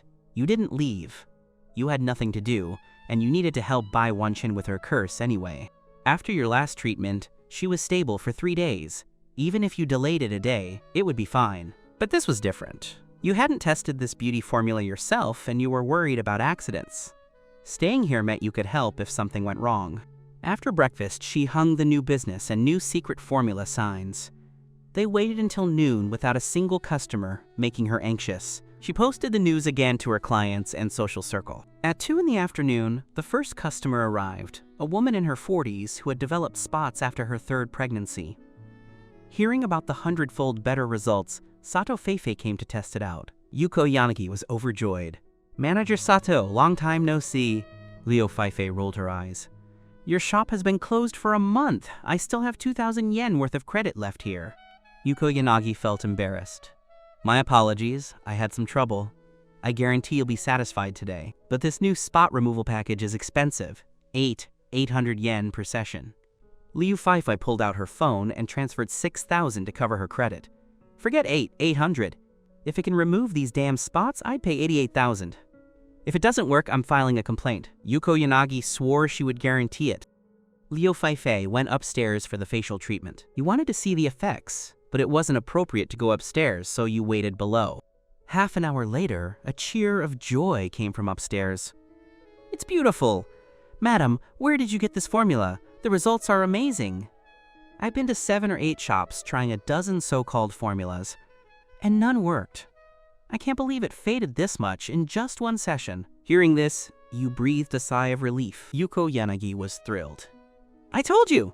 We also have internal medicine powder to help the results even more. It's $18,000 for a course. Liu Feifei, whose family ran a major business, didn't care about money and immediately transferred the $18,000. After Sato Feifei left, Yuko Yanagi sighed in relief. Because Sato Feifei advertised in her circle of wealthy friends, 2 more ladies came in the afternoon, spending over 20,000 each. By the end of the day, she had earned over 80,000 yen and recovered her confidence. You left the salon and called Bai Wanqin. Sister Bai, are you free tonight? Bai Wanqin's voice was exceptionally gentle. Is your debt collection business finished? You nodded. Just about. Bai Wanqin was pleased. Then let's meet at the old spot tonight. Even though she wasn't intimate with you, she felt amazing after your curse-breaking treatments, a sensation she had become addicted to. That evening, Bai Wanqin arrived at the hotel early. She had bought you many things: clothes, supplies, and a luxury watch worth over 100,000. She didn't brag, just laid them out in the room. She was afraid that telling you how expensive they were would make you feel inferior, yet she was also worried about you wearing shabby clothes and being looked down upon by others. You had to admit, Bai Wanqin was truly thoughtful toward you. When you arrived, she was sleeping on a chair by the window. She was wearing a royal blue knee-length dress and sandals, her long legs resting on the chair, looking elegant. Fearing she might catch a cold, you turned the AC up 2 degrees, waking her. Ran Ichino's, you're here. You hadn't seen her in 2 days and noticed she looked haggard, but it only added to her charm, making your heart race. Did you run into trouble these past 2 days? Did USO Koyama bully you? She shook her head with a smile. No, it's just that my father has been coming over every day, insisting I go back to take over his business. I didn't agree, so he keeps coming by, and I haven't slept well. Hearing this, you felt better. You took out your phone. Sister Bai, I earned 2 million recently. You only need to advance 1 million for the company registration. You transferred 2 million to her. Bai Wanqin looked at the transfer but didn't accept it. What's this? We haven't seen each other for a few days and now you're treating me like a stranger? You shook your head. That's not what I mean. This company relies on your business connections. If I can't even afford the registration fee, that would be unacceptable. Bai Wanqin smiled and sat beside you. Afraid of being called a kept man? You suddenly smelled a faint, exotic fragrance, one unique to Bai Wanqin. You remembered a video you saw online. It said that if a woman suddenly exhibits a unique, exotic fragrance, it means she is falling for a man, a biological instinct like a peacock spreading its tail. You didn't know if that was the case, but you knew you hadn't smelled it the first 2 times you met. You thought of her curse. Sister, have you found the person who cursed you? Bai Wanqin shook her head. No clues yet. You said immediately. I ran into someone today who was also cursed.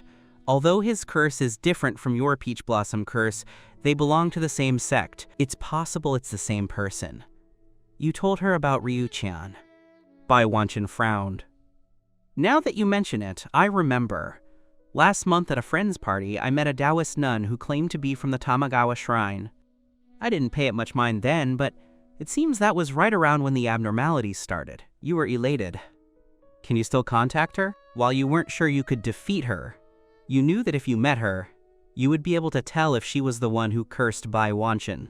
Every curse is completed with the caster's blood essence, and you could use your unique secret technique to compare it with the curse on Bai Wanqin.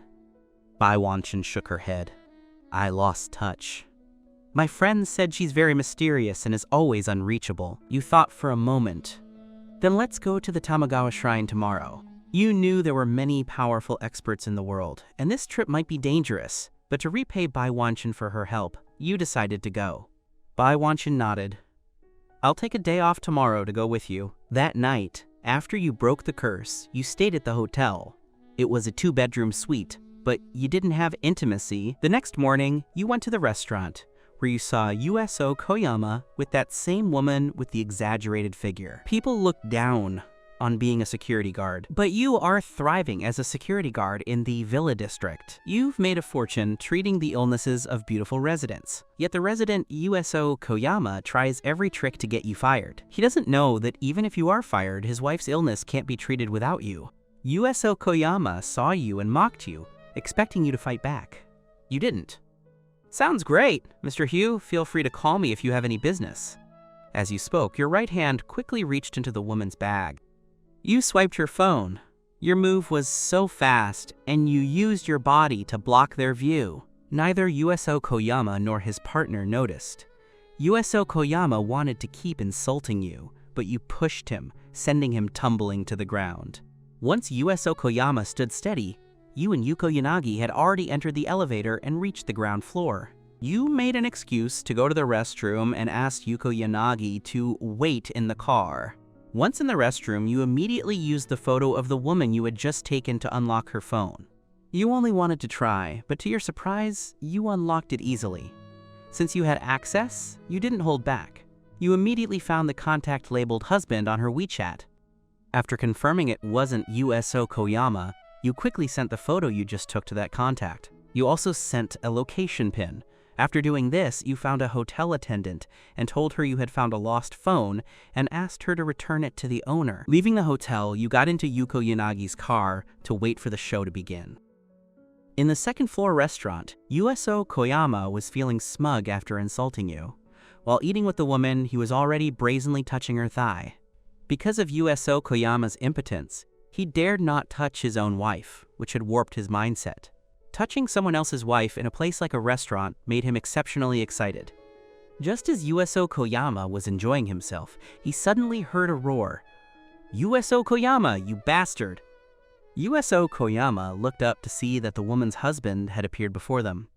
The husband was a new construction worker recently hired by USO Koyama's company. Even among crooked bosses, there is a saying, "Don't eat the grass near your own burrow." But USO Koyama had no such scruples. After discovering the worker's wife had a fiery figure, he had quietly used money to win her over.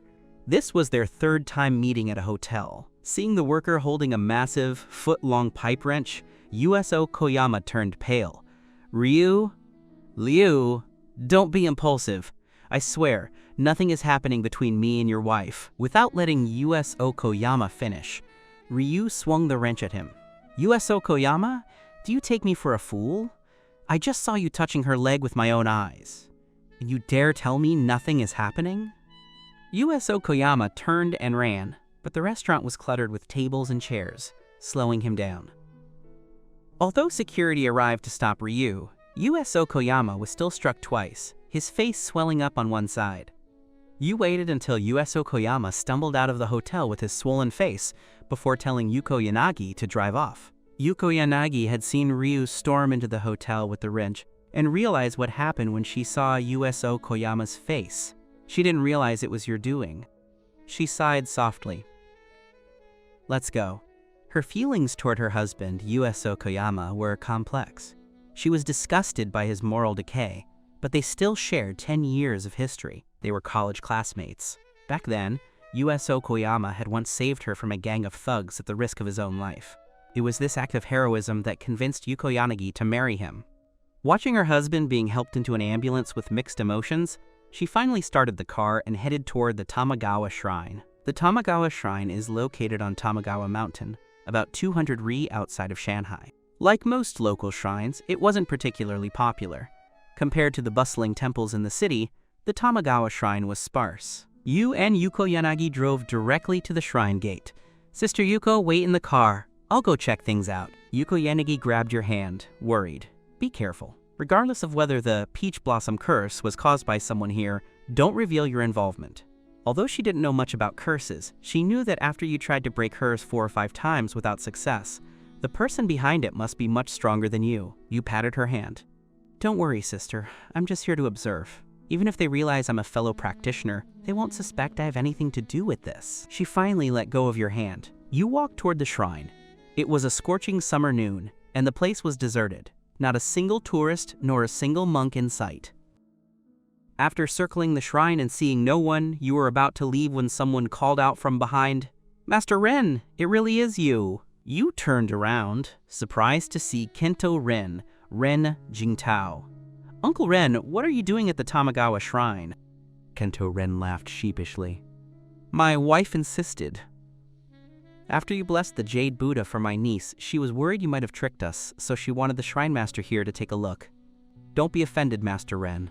She's just overprotective because that niece is the only child my late brother and sister-in-law left behind after they died protecting us. Hearing this, you weren't offended.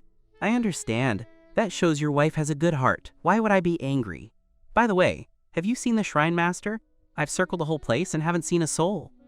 Kento Ren chuckled. Master Ren, it's so hot today. The monks are all in the back side hall where there's air conditioning. Nobody stays in the main hall at noon. You're happy. In that case, you know the shrine master. Could you recommend me? I also want to ask the master to bless a jade, 3 purities, talisman for protection. Kento Ren laughed. Master Ren, you can bless jade yourself. Why do you need to ask the shrine master? You shook your head. It's different. I hear the shrine master here is a master of profound cultivation. A jade talisman blessed by him would surely be better than mine. A man in our line of work deals with various evil spirits. Having a talisman blessed by him is safer. You made up an excuse. Kento Ren didn't suspect you, but he curled his lip and whispered, I advise you not to waste your time. I just watched him bless a pendant. The old monk just burned 2 sheets of yellow paper, sprinkled some water, and mumbled a few incomprehensible spells. The jade didn't change at all. To me, he's just a swindler. You were skeptical. Surely not. I heard the blessings at Tamagawa Shrine are the most effective within 500 rai. Kento Ren saw you didn't believe him, so he took you to the back hall. Several believers sat in the side hall, clearly wealthy people, like Kento Ren. A man in his 50s wearing purple robes was performing a ritual. On the altar sat a row of jade pendants. The monk sat in the center, holding a hosu, fly whisk, dipping it into a bronze basin of water and splashing it onto the pendants. You scanned the area from afar and immediately realized that none of the items on the altar had a shred of spiritual energy. You finally believed Kento Ren. The old monk was indeed a fraud. You lost interest and turned your gaze to the 6 believers sitting opposite. You were startled to see a familiar face. Miao Kaijo, Miao Ziqiang, the close friend of Ran Yo, Yang Ruolin, was standing there. She was dressed more modestly than last time, wearing a long-sleeved black top, a delicate gold bracelet, and tight jeans instead of a skirt. Even dressed modestly, her natural beauty eclipsed the other women present. As you watched Miyokajo, she spotted you, but she pretended not to know you. She whispered to the man beside her, Honey, I have a stomachache. I'm going back to the car to wait for you. The man beside her grunted and let go of her hand. Miyokajo hurried past you with her head bowed. You looked at the man she called Honey. He was in his early 40s, nearly 1.8 meters tall, and looked ordinary, but his eyes radiated an unmistakable murderous intent. Though you were 20 meters away, you could feel that he had killed, and not just once. You didn't know who he was, but you knew he was dangerous. You suddenly understood why Ranyo had warned you never to provoke Miyokajo. As you studied him, the man felt your gaze and turned. His eyes were sharp as knives, and you quickly looked away. Even with the old monk's inheritance, you had no desire to confront this man. Seeing he wasn't paying attention, you whispered to Kento Ren, There really isn't anything to see. Mr. Ren, I'm heading out. Kento Ren followed you out. Once outside, you whispered, Do you know that man in the white shirt? Kento Ren shook his head. No, but he carries heavy, murderous intent. He must be a big-time crime boss. Aren't you a boss in the Shanghai underworld, Mr. Ren? Are there people you don't know? Kento Ren laughed self-deprecatingly. I'm nothing compared to a real boss. I'm just a small shrimp. That's why I had to go into debt collection. Realizing you wouldn't get information from him, you planned to meet Ran Yo back in Shanghai and ask her who Mio Keijo's husband was. Just then, your phone rang. It was from the number of Miyokajo, the one you had blacklisted. Do you have a death wish following me here? If my husband finds out about what happened between us, I promise he'll throw you into the Huangpu River. You replied immediately, I didn't follow you. I'm here on business. Mio Kaijo sent an emoji of relief. In that case, leave immediately. I'll ask you out some other time. You replied, when is some other time? But she had already blacklisted you.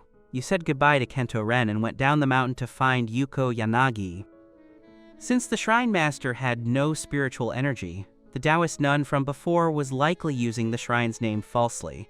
Down at the base of the mountain, Yuko Yanagi was already worried. Seeing you, she hurried over. How was it? Any luck? You shook your head. The Shrine Master is just an ordinary man who uses fake goods to fool people. You kept your encounter with Miyokajo a secret. Hearing this, Yuko Yanagi was relieved. She had been worried you were in danger if the shrine were truly involved in her curse. Since the shrine isn't related, let's go back. I'll find another way to track down that nun. Back at the hotel, you tried to break the curse again.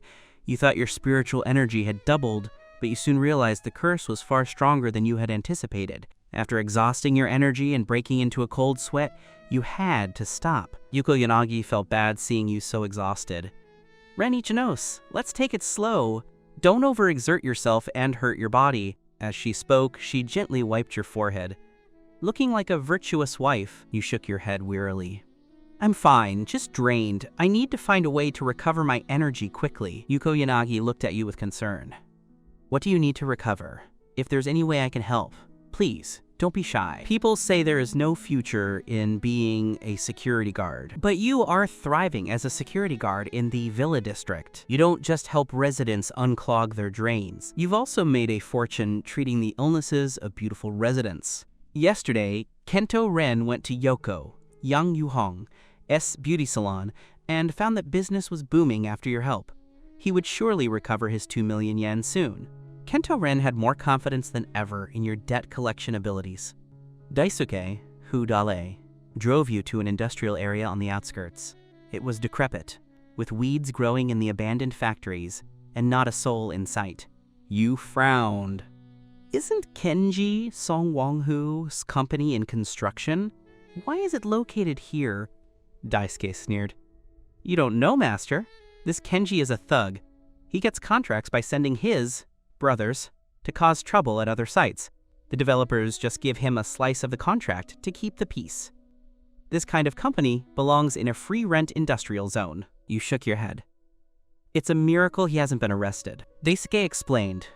He has connections in the department, and his work, while mediocre, is just barely up to standard. Business was booming until the real estate market cooled down. They pulled up to a small factory with a sign reading Wanghu Construction Company, Limited. It was silent. As you entered, you saw Ran Yo, Yang Lanruo, carrying a briefcase following 2 men in suits. Ran Yo wore a black professional suit. The skirt hugged her figure, and although only her calves were visible, she was very attractive. The pointed toe heels added to her aura as a high-end corporate executive. Seeing you, Ran Yo froze and then walked aside, pretending to make a call. Seeing her signal, you made an excuse and followed her. She led you to a secluded corner. Didn't I tell you not to contact me? Now you're following me? Do you want me to report you for harassment? You were about to explain you weren't following her, but her threat annoyed you. Go ahead and report me then! You turned to leave. Ran Yo stomped her foot, but then realized you weren't stalking her as you headed toward the office building with Daisuke. She breathed a sigh of relief, but worried about you, she called your phone. Seeing her name, you asked Daisuke to wait. You answered, Ms. Ran, what is it? Ranyo said softly, I'm sorry, I misunderstood. Come back, I need to ask you something important. You returned to her. She asked immediately, Are you here to collect a debt? You looked at her. Not bad, you guessed it. Although you had slept with her 3 times, you didn't really know where she worked or what her position was. Ranyo glared at you. You don't know how dangerous you are. The owner of this company is a notorious thug. You're walking into a death trap. You realized she was worried for your safety. You smiled at her. Are you afraid that if I die, no one will play with you anymore? She blushed and glared. I hope you die soon. Despite her harsh words, she warned you. I know you need money, but don't take this. I'll lend you 200,000 yen if you're in a hurry. Just leave. Seeing her offer, your fondness for her grew. You grabbed her hand. Since you know it's dangerous, she sighed. Yeah, you think I want to be here? My boss made me come with these clients. I'm just a legal consultant. I hope you won't be too hard on me. She urged you to leave again before going back to her colleagues. You stayed.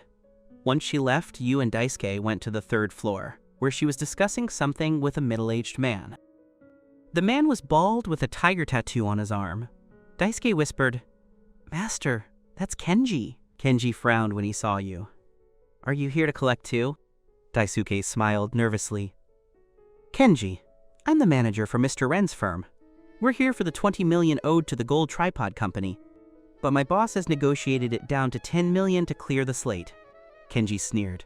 "Tell him I wouldn't give him a single thousand." Daisuke went silent, looking at you. You stepped forward. "Kenji, let's be reasonable. I know you're broke, but your wife has a dozen properties. You recently paid 10 million for a project with Redacted, but you never had a contract with them. Isn't that right?" Kenji laughed. "The kid has guts." Ranyo pulled your sleeve, warning you not to provoke him, but you ignored her. You sat down opposite Kenji, calm. Ren Ichinos, I'm saying this.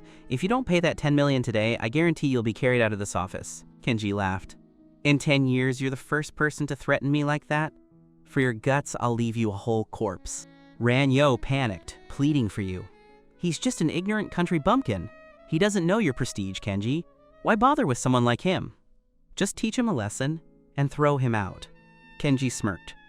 "Lawyer Ran, if you sleep with me, I might spare him." He reached for her waist. You pulled Ranyo behind you. "This is between us, leave her out of it." Her colleagues panicked. "Since there's nothing for us here, we're leaving." They told Ranyo to come with them, but she froze in fear. Kenji sneered. "They can leave, but Lawyer Ran stays." He glared at the colleagues, and they fled, abandoning her. Ranyo felt desperate as her colleagues deserted her. Kenji tried to touch her, but you grabbed his hand. "A big boss like you bullying a woman? Doesn't that damage your reputation?" Kenji threw a punch at your face.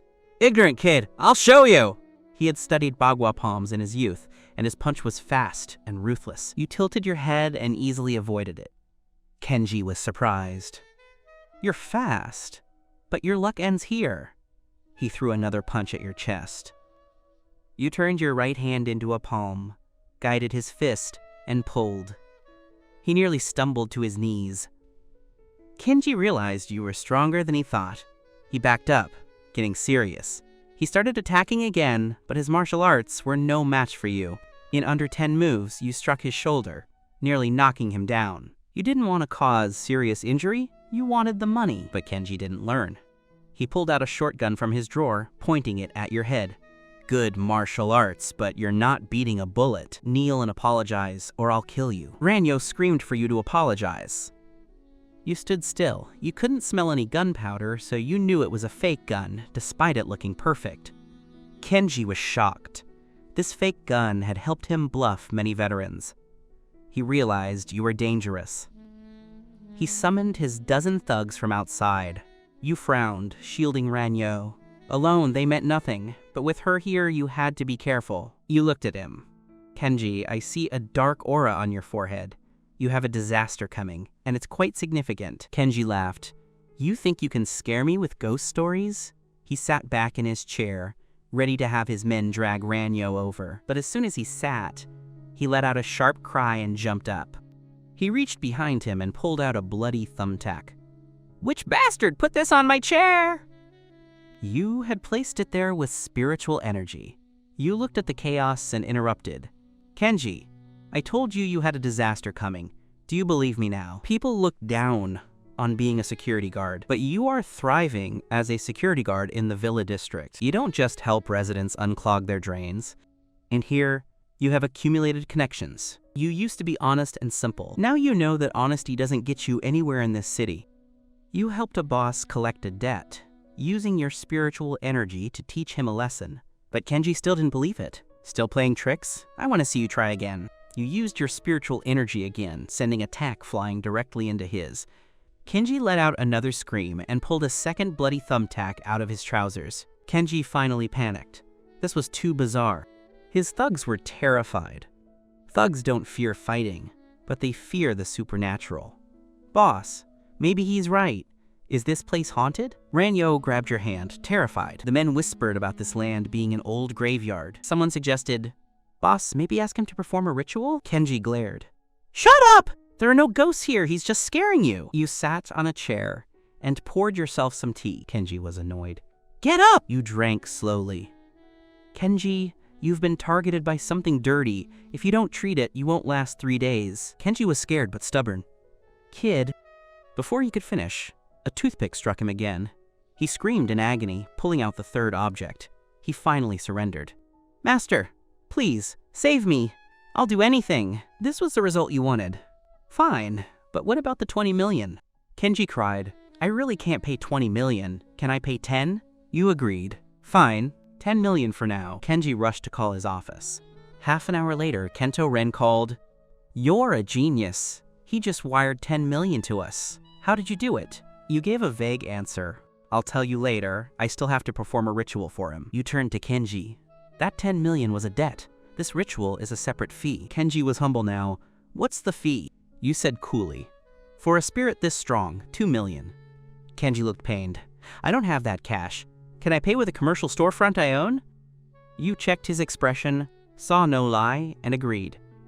Bring the deed. He called his assistant. A young woman arrived with the deed. The storefront was nearby, 200 square meters across 2 floors. Yoko Yang Yuhong had been talking about opening a branch salon. This was perfect. She had even given you 60% of the salon's shares. This wasn't just her business anymore. It was yours. You smiled. This will work. Keep the deed, I'll perform the ritual, and we'll transfer the title tomorrow. Kenji sighed in relief. You had him prepare yellow paper, cinnabar, and a brush to make it look authentic. He quickly complied. You had him go shirtless on the desk. He believed in you completely. You painted talismans from the old master's inheritance. You didn't use real exorcism talismans, but ones for treating kidney deficiency, since that's what he really needed. You threw the paper in the air, and it burned. You caught the ash in a bowl of water, copying movie rituals to keep up the charade. Because your talisman had a bit of spiritual energy, the water glowed white, cementing their belief. You poured the water over his back and struck his back firmly. 10 minutes later, the spirit is gone, Kenji. Stand up. He walked around feeling much better. Master, thank you. I'll have someone accompany you to the title office tomorrow. You had him in the palm of your hand. No rush, I'll call you. He bowed and escorted you to the gate. You told Daisuke to head home and that you'd take Ranyo back. Ranyo had driven here herself. Once inside the car, she couldn't hold back. When did you learn all this? You laughed. Sister Ran, other than knowing how to untie my belt, what else do you know about me? She blushed and pounced on you. It wasn't their first time, but you wouldn't do it at his factory gate. Let's go elsewhere, sister. It's dangerous here. She drove to a secluded spot and pounced on you again. Previously, she only wanted physical satisfaction, but seeing you dominate Kenji had stirred something else. She had always looked down on you as a country bumpkin, never letting you kiss her, but this time she kissed you back. Kissing, she realized you were now more important to her than her husband, Huang Dahai. She held you tight even after finishing. Your spiritual energy surged more than the last 2 times, though still less than the time with Mio Kajo and Ranyo together. You realized that the more she liked you, the more spiritual energy she provided. You thought of Mio Kajo, who had a superior constitution.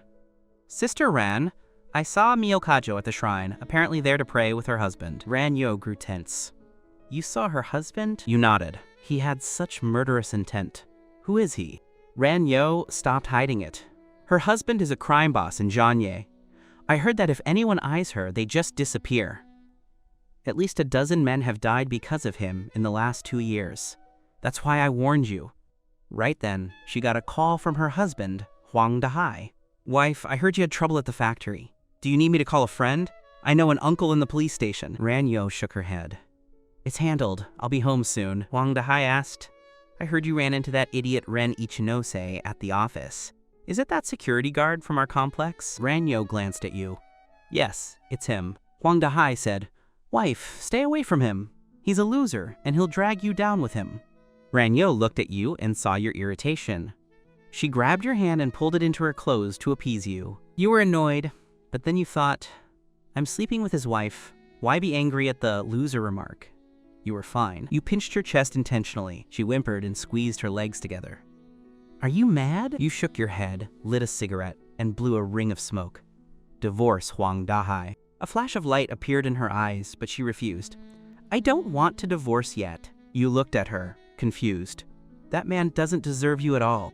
Ranyo looked into your eyes. If I divorce him, will you marry me? You shook your head. No, but I can support you for the rest of your life. I can guarantee you'll never have to worry about food or drink. You didn't want to lie to Ranyo. Ever since Ching Ching, Jiyu Ching Ching, betrayed you, you no longer believed in the nonsense of love.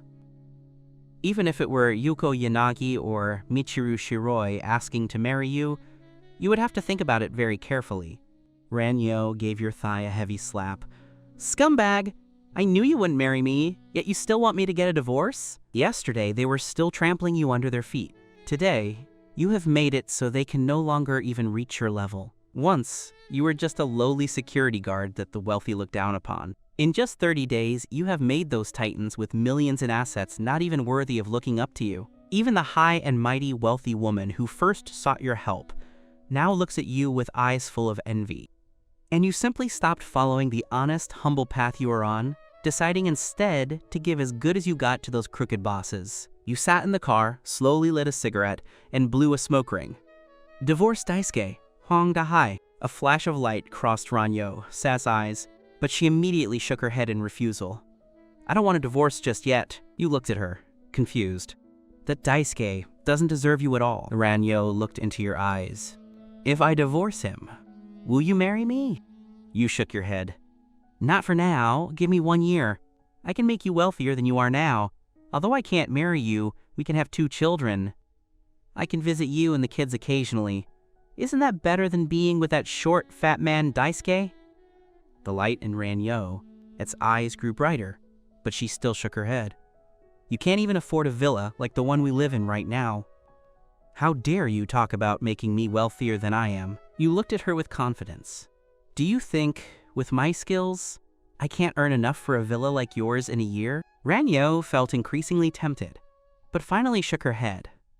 Earn the money for a villa like mine first, and come talk to me. As she spoke, Ranyo started the car. I have to get back quickly, or Daisuke will get suspicious. She no longer called Daisuke husband, because she had already decided in her heart.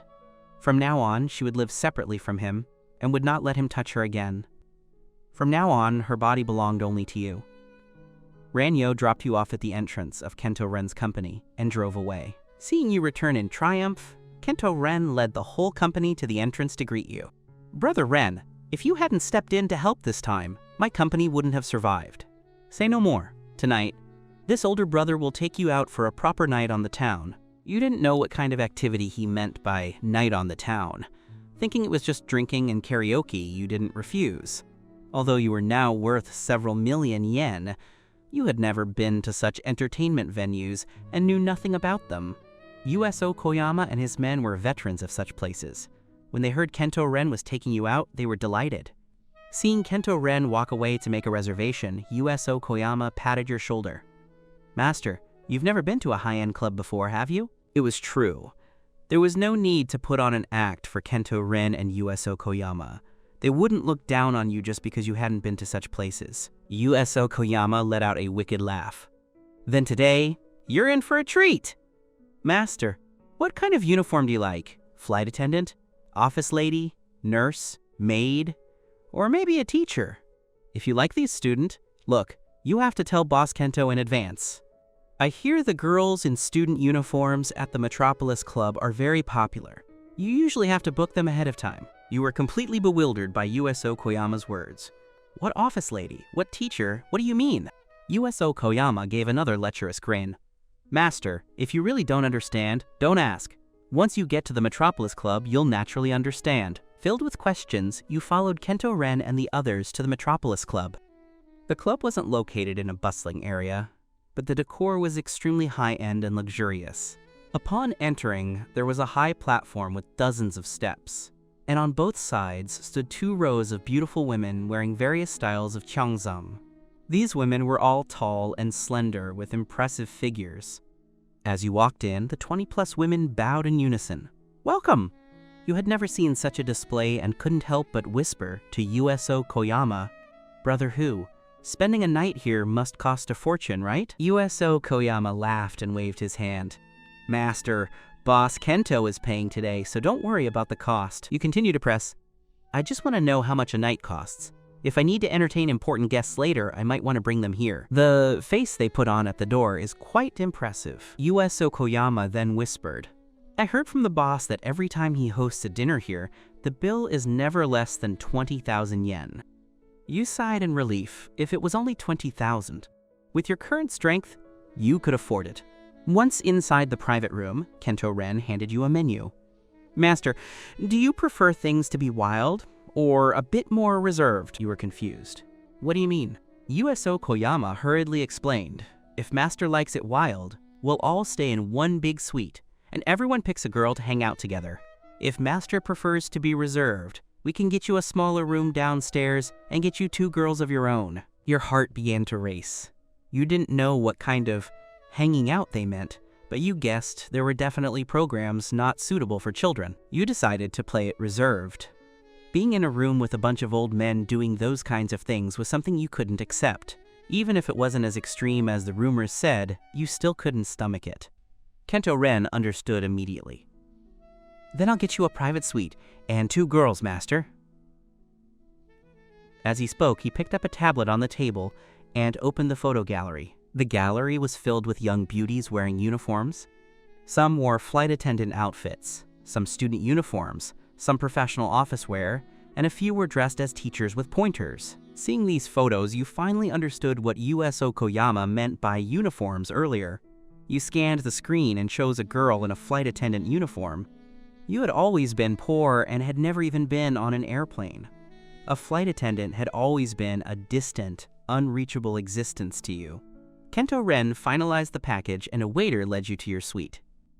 Although it was a small room, it was over 10 square meters and featured a sofa, a sound system, a huge screen, and a private restroom. A girl in a flight attendant uniform pushed the door open. She looked to be in her early 20s, wearing heavy makeup that made her true face hard to see under the lights. But her profile was beautiful. Her figure was also excellent. Sir, I am happy to serve you. The moment you saw her, you felt a sense of familiarity. Now, hearing her speak, you immediately remembered someone. Your high school classmate, Kaori, He Xiaoman. Kaori was the class beauty, and her family was the wealthiest in the class. But she only attended your school for 2 years before transferring in her senior year. You hadn't seen her since. However, you had heard classmates discussing her in a group chat last month, saying her father's company had gone bankrupt, leaving him with massive debt, and that he had even had his hand cut off by thugs. Kaori had also dropped out of university in Shanghai. You never expected to meet Kaori here. Just now, when you were picking girls, it was because the photo looked like her that you chose the name Little Rain. You truly hadn't expected it to actually be the class beauty from your high school days. You studied Kaori for a long time before finally confirming it was her. Kaori, why are you working here? Kaori's face changed instantly. By now she had recognized you, but she desperately denied it. I'm not Kaori, my name is Little Rain. Sir, you have the wrong person. As she spoke, she turned in a panic and tried to run out. Just as you were about to chase after her, you saw Kaori bump into a short, fat man. When the man saw Kaori, he grabbed her wrist. Little Rain, I came here today specifically to find you. Your foreman actually lied to me and said you weren't working today. Kaori looked at you with a desperate plea for help. You stepped behind her. Let her go. The man looked up and laughed immediately. And here, I thought it was some big shot. It's just you, Ren Ichinos, that stinking security guard. What's this? Just because you're a lowly dog guarding a gate, you think you can fight me for a woman? Only then did you recognize the fat man holding Kaori. He was Ran Yo's husband, Daisuke Huang Dahai. You didn't waste a single word on Daisuke. You flicked your finger directly against his wrist. Daisuke screamed in pain and instantly released Kaori. You pulled Kaori behind you. Daisuke, let me tell you, Kaori is my girlfriend. If you dare harass her again, don't blame me for being unkind. Daisuke burst into laughter. Kid, you really know how to brag. Just a stinking security guard, a pauper. How could you land such a beautiful girlfriend? Daisuke stared at Kaori with a lecherous look. This is the Metropolis Club anyway. Even if she is your girlfriend, isn't this place for men to play? Don't worry about me not being able to afford it. Since we're old acquaintances, name your price. I'll take her for the year. You didn't let him finish. You slammed a fist into Daisuke's stomach. You fat piece of trash, keep your mouth clean or don't blame me for what happens next. Daisuke didn't dare step forward after the punch. He immediately shouted behind him, "Where's the manager? Get your manager over here. Your lousy security guard is beating a guest, and you're just gonna stand there?" Daisuke still thought you were working here as a security guard after being fired from his complex. The manager of the Metropolis Club arrived shortly with 2 security guards. The manager was a man in his 30s. Seeing the blood on Daisuke's face, he hurriedly apologized to him first. "I am so sorry, Mr. Daisuke." Daisuke pointed at you and shouted at the manager, "An apology to me is useless. Hurry up and grab this brat. Make him kneel and lick the soles of my shoes, or I'll file a complaint with your boss. How dare a stinking security guard in your club hit a customer? I don't think you want to stay in business." Only then did the manager notice that you, the person who did the hitting, were not an employee of the Metropolis Club. The manager was in a difficult spot. "Mr. Daisuke, this gentleman is a guest of ours, not a security guard." Daisuke didn't believe it at all. "Impossible! I know exactly what this brat is worth. He used to be a security guard at our complex and was fired just last month. How could he have the money to consume in such a high-end place?" You looked at Daisuke and said faintly, "Mr. Daisuke, there's a saying, a dog looks down on people. You've never heard of it?" Daisuke's face turned livid with anger. "Brat, who are you calling a dog? Believe it or not, one phone call from me, and I'll have you kneeling and begging for mercy." You had already prepared to take Kaori and leave, but Daisuke kept pestering you and wouldn't let you go. Seeing that Daisuke wouldn't let it go, the manager didn't dare let you leave. You couldn't help but frown. "Since you want to call people, call them quickly. I don't have time to waste with you." Daisuke immediately made a phone call to round up some backup. Soon, 7 or 8 men looking like thugs appeared in the hallway. "Which one of you blind idiots is making our boss Daisuke angry?" Daisuke was overjoyed and pointed at you immediately. "It's this brat. Brother 6, help me teach this brat a lesson." The leading pockmarked thug looked at you. "You even dare to offend our boss Daisuke. You really are tired of living." Before the thug could finish the word living, he was so terrified that he knelt directly in front of you. "Master, I was wrong. I truly didn't know it was you. This Brother 6 was a henchman of Kenji, Song Wanghu. This afternoon, in Kenji's office, he had seen with his own eyes how you played their boss, Kenji, like a puppet. How could Brother 6 dare to offend you? You didn't have much of an impression of this Brother 6. You know me?" Brother 6 hurriedly put on a fawning face. "Master Ren, you are a big shot. Naturally, you wouldn't notice a nobody like me. I am Huroku, a subordinate of Kenji. This afternoon, in our boss's office, I saw your brilliance with my own eyes." Learning that this man was Kenji's subordinate, you didn't make things difficult for him. "Since you are one of Kenji's men, I won't make things hard for you. You all can go." Huroku thanked you repeatedly and hurriedly ran off with his henchmen. Daisuke didn't expect the backup he spent a fortune to hire to be scared off by you. He was extremely unwilling, but he didn't dare to make another move against you, so he could only leave a parting threat before hurriedly fleeing. "Brat, you just wait. Sooner or later, I'll make you kneel and beg me." Seeing Daisuke leave, you had no interest in staying, so you called Kento Ren to say you had something to attend to and were leaving. When you went downstairs, you happened to see Kaori being scolded by that manager. Kaori was being scolded until she looked aggrieved, but dared not talk back. You walked over, took Kaori's hand, and walked away. "We aren't doing this job anymore. How much money do you need? I'll lend it to you." Kaori shook your hand off. "You say it easily. My father had a hand cut off and 2 ribs broken. He needs 300,000 yen for surgery. Can you lend me that?" Without thinking, you agreed. "No problem, I'll transfer it to you now." Saying that, you immediately transferred 300,000 yen to Kaori. Seeing you actually transfer 300,000 yen, Kaori's eyes turned red instantly. To pay for her father's surgery, Kaori had been forced to give up university and work as a waitress in a place like the Metropolis Club. Although she hadn't been touched by any men yet, she knew it was only a matter of time. Now that you had lent her 300,000 yen, how could she not be moved? Kaori took a deep breath for 2 seconds before saying, "Don't worry, I will definitely pay this 300,000 back to you." As she spoke, Kaori turned and ran toward the hospital. You hurriedly chased after Kaori. "Kaori, are you going to the hospital wearing that outfit?" Only then did Kaori remember she was still wearing the flight attendant uniform. She hurriedly went back to the dressing room to change clothes before rushing downstairs to call a taxi. Worried, you accompanied her to the hospital. Kaori asked you to wait downstairs. Half an hour later, she returned to your side. "Renichino-say, thank you so much for today. But regarding my job, I hope you won't interfere. I don't know when I'll ever be able to pay back this 300,000 yen, let alone the 3 million my father owes." You looked at Kaori. "Then have you thought about yourself? If you keep working in that kind of place, you'll eventually be eaten up by those men." Kaori lowered her head. "But my family is in desperate need of money, and I have no specialized skills. Apart from this job, which pays 20,000 yen a month, I can't find another job that pays that much." The more she spoke, the softer her voice became.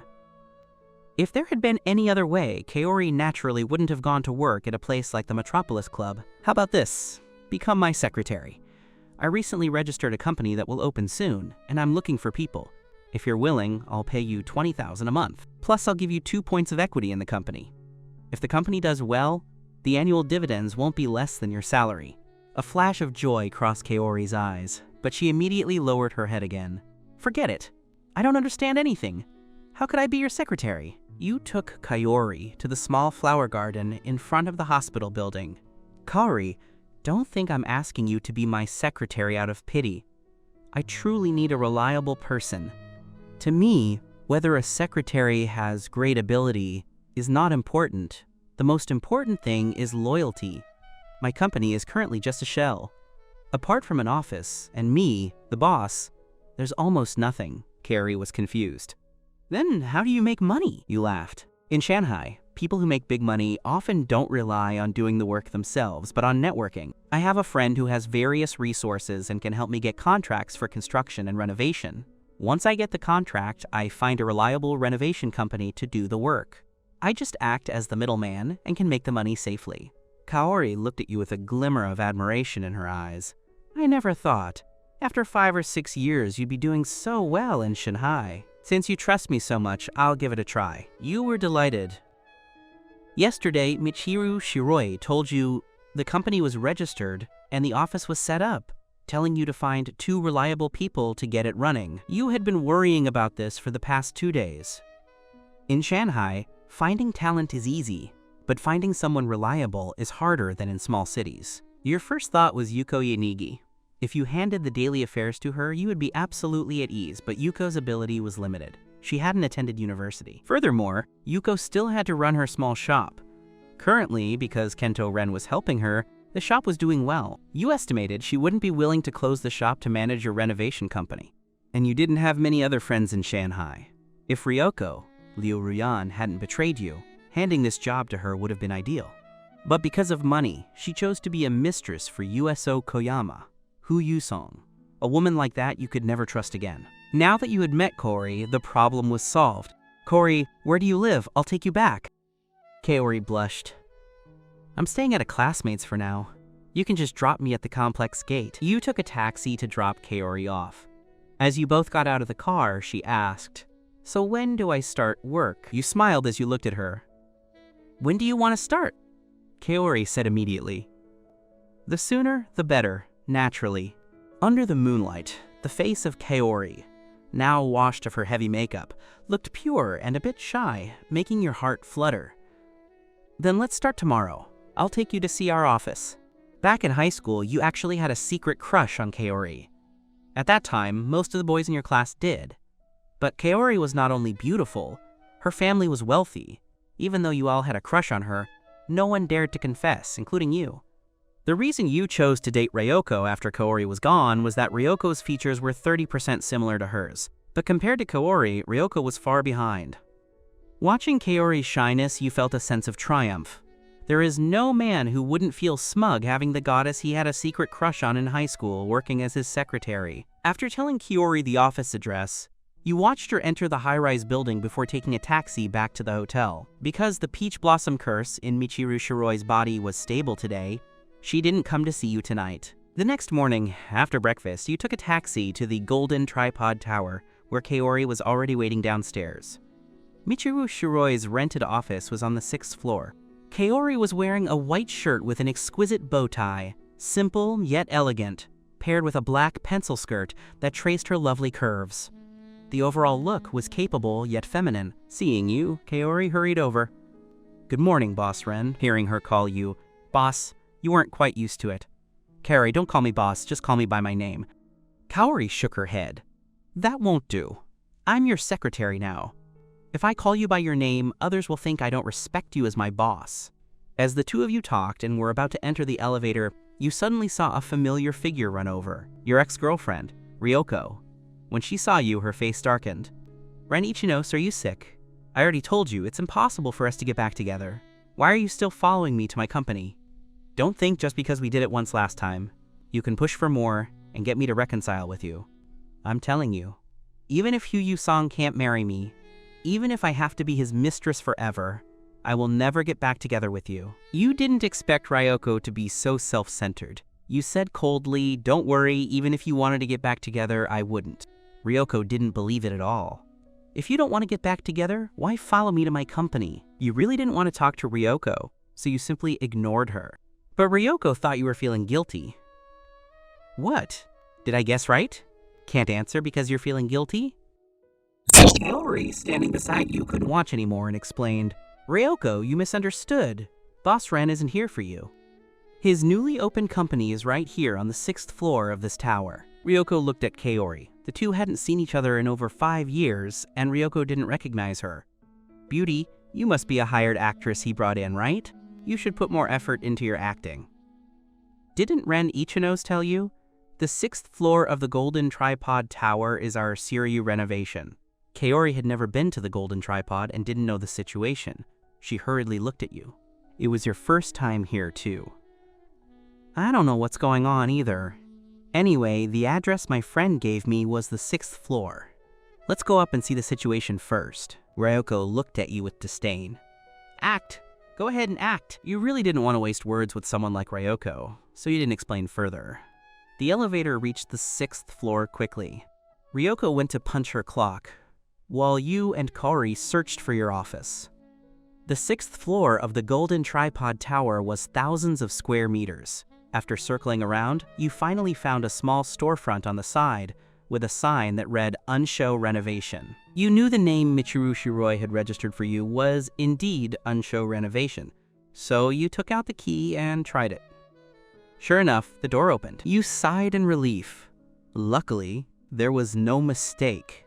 It was Kaori's first day, and it would have been embarrassing if you had gotten the wrong address. Seeing that the place wasn't clean, Kaori immediately picked up a broom to start sweeping. "Boss, you stand at the door for a moment while I clean up." Standing at the door, you looked at your shop. Although it was less than 100 square meters, this was your first shop, your first company. You couldn't help but think of your days as a security guard at the Kumokawa Villa.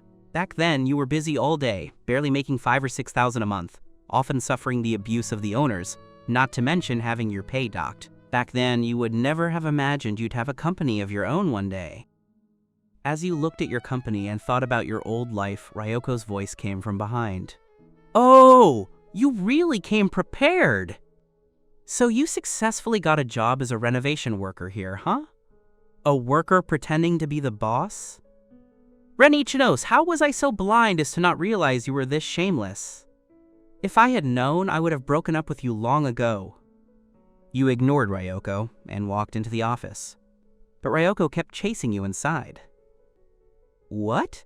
Exposed by me, so now you feel embarrassed?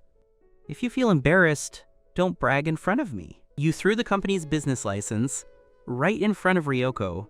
Ryoko looked at the name of the legal representative on the license.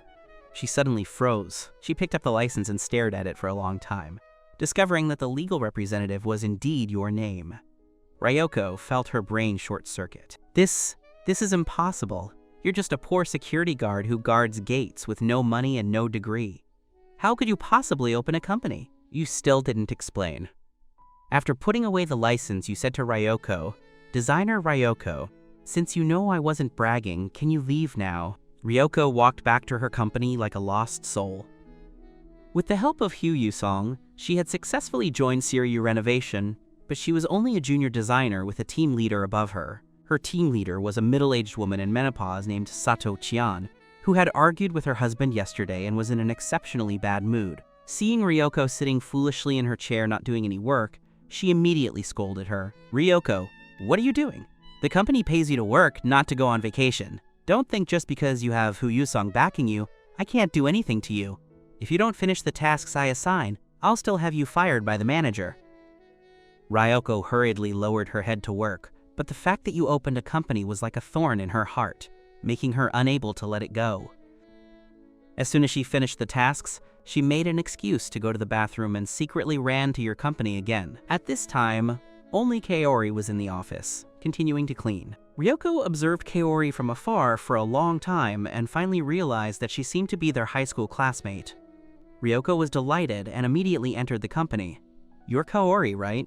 When Kaori saw Ryoko enter, she smiled. "Why did it take you so long to recognize me?" Ryoko immediately said, "It's not that I didn't recognize you, it's just that you look so much more beautiful than in high school, I didn't dare to be sure." Ryoko's words were half flattery and half fact. Kaori was pretty in high school, but even prettier now. Kaori pulled out a clean chair for Ryoko to sit on. Kaori was quite simple-minded, far from being as cunning as Ryoko. "Look, today is our first day open, the cleaning isn't even finished, and we don't even have tea. I'm so sorry." Ryoko pretended to be affectionate and took Kaori's hand. "Kaori, we're old classmates who haven't seen each other in years. You don't need to be so polite." Ryoko's eyes rolled as she said this. "Kaori, you wouldn't happen to be Ren Ichinose's new girlfriend, would you?" Kaori hurriedly denied it. "Of course not. Ren Ichinose is a big boss now. What qualifications do I have to be his girlfriend?" Ryoko glanced out the door and, seeing you weren't back yet, pulled Kaori aside to ask about you. "Where did this guy get the money to open a company?" Kaori shook her head. "I don't know either. I just ran into him last night and found out he opened a renovation company." Kaori had no defenses against Ryoko and told her everything about their meeting. Seeing that Kaori also didn't know your situation, Ryoko stopped asking. But Kaori asked Ryoko, "I heard you and Ren Ichinose talking earlier. Did you just break up? Why? Ren Ichinose is so excellent and such a good person. Why would you break up with him?"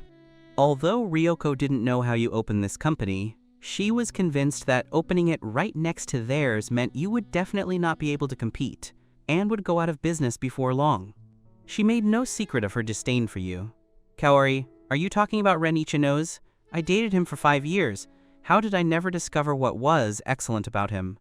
As for being a good person, I admit he treated me well. But for a man, having no money is the original sin. If he has no money, what use is it to treat me well? You've heard that saying, right? I'd rather cry in a BMW than laugh on the back of a bicycle." After saying this, Ryoko ignored Kaori and turned to leave. In Ryoko's view, Kaori was just too stupid to come work for a small company like yours. In a few days, when your company couldn't get business, it would naturally close down, and Kaori wouldn't even get paid. If Ryoko knew that the salary you gave Kaori was 20,000 yen a month, 3 times her own, who knows if she would still think the same way. Ryoko returned to her company, and Sato Chian immediately started scolding her again. "I turn my back, and you start slacking off, right?" Ryoko hurriedly explained. "Sister Liu, I just went to the restroom." Ryu Kyuchian gave a cold snort. "Took you half an hour to go to the restroom?" Sato Chian grabbed a file folder and threw it in front of Ryoko. "This is the design plan I made for Mr. Zhao's Kajin Doji bookstore. Take it to Zhao Ran immediately. If he has any suggestions, be sure to note them down and report them back to me clearly." Ryoko looked troubled. "Sister Liu, didn't Mr. Zhao say yesterday that the renovation of his Kajin Doji bookstore has already been given to someone else? Even if you make a design plan, Mr. Zhao won't let us do it." Ryu Kyuchian glared at Ryoko. "If I tell you to deliver it, deliver it. Why so much nonsense? Are you the team leader, or am I? I'm telling you, if you can't deliver this plan to Mr. Zhao's desk today, get out. Ryoko hurriedly grabbed the file folder to deliver it to the building across the street. Once out of the company, she immediately started muttering, "Old witch. Once I have my own clients, let's see if I still serve as your assistant." At the very same time Ryoko went to deliver the file, you were in an office in the building across the street discussing a renovation plan with a man in his 40s. "Mr. Zhao, this is the initial design for your Cajun Doji bookstore. If there's anything you're dissatisfied with, you can tell me, or write it directly next to the design drawing. I'll have them fix it as soon as I get back." Zhao Shiyu put down the design drawing in his hand and smiled. "This renovation is actually just a small business. I originally intended to have Sato Kian of Seiryu Renovation do it. Later, Michiru told me that a friend of hers had just opened a renovation company, so I gave the order to her. Zhao Shiyu began to look you over. I heard from my Michiru that you are not only good at renovations, but you also know some spiritual things." You nodded. "I know a little, but I wouldn't call myself an expert." Zhao Shiyu was delighted. "Then hurry and help me check the feng shui of my office. I specifically hired a feng shui master to design this office for me." You carefully looked over the office. Michiru Shiroi had already told you that Zhao Shiyu was her cousin, and now that he had entrusted you with an order worth over 1,000,000 yen in profit, you naturally had to be diligent. After carefully inspecting his office, you spoke. "Mr. Zhao, most of the feng shui design of your office is excellent, but there is one thing that is problematic." Zhao Shiyu immediately asked, "Which one?" You didn't answer immediately, instead asking him, "Mr. Zhao, have you been having frequent headaches lately, and sometimes feeling a bit mentally trance-like?" Zhao Shiyu was startled. "How did you know?" Only then did you explain. "Mr. Zhao, it wasn't hard to guess. Someone has hidden something in the ceiling right above your head. If you weren't having headaches, that would be the strange thing." Zhao Shiyu was even more astonished. "No way. Little Zen, you can tell just by looking? There's a hidden object in the ceiling above my head?" You didn't explain. "Mr. Zhao, if you don't believe me, you can have someone bring a ladder and tear down a few pieces of the ceiling. You'll naturally know if what I said is true or false." Zhao Shiyu immediately called 2 employees and told them to tear down the ceiling where he usually sat. Since the ceiling was a single piece, it couldn't be dismantled, so he ordered them to break it open with a hammer. After the 2 employees smashed through, a blood-stained Kujikiri charm/dagger fell directly out from above. The 2 men were caught off guard and almost got pricked by it. Zhao Shiyu's face changed drastically. "Bastard, he dared to sabotage me." You picked up the item. "Mr. Zhao, this object has killed people, so it carries very strong Sha energy. Keeping something like this above your head, if you weren't having headaches, it would be strange."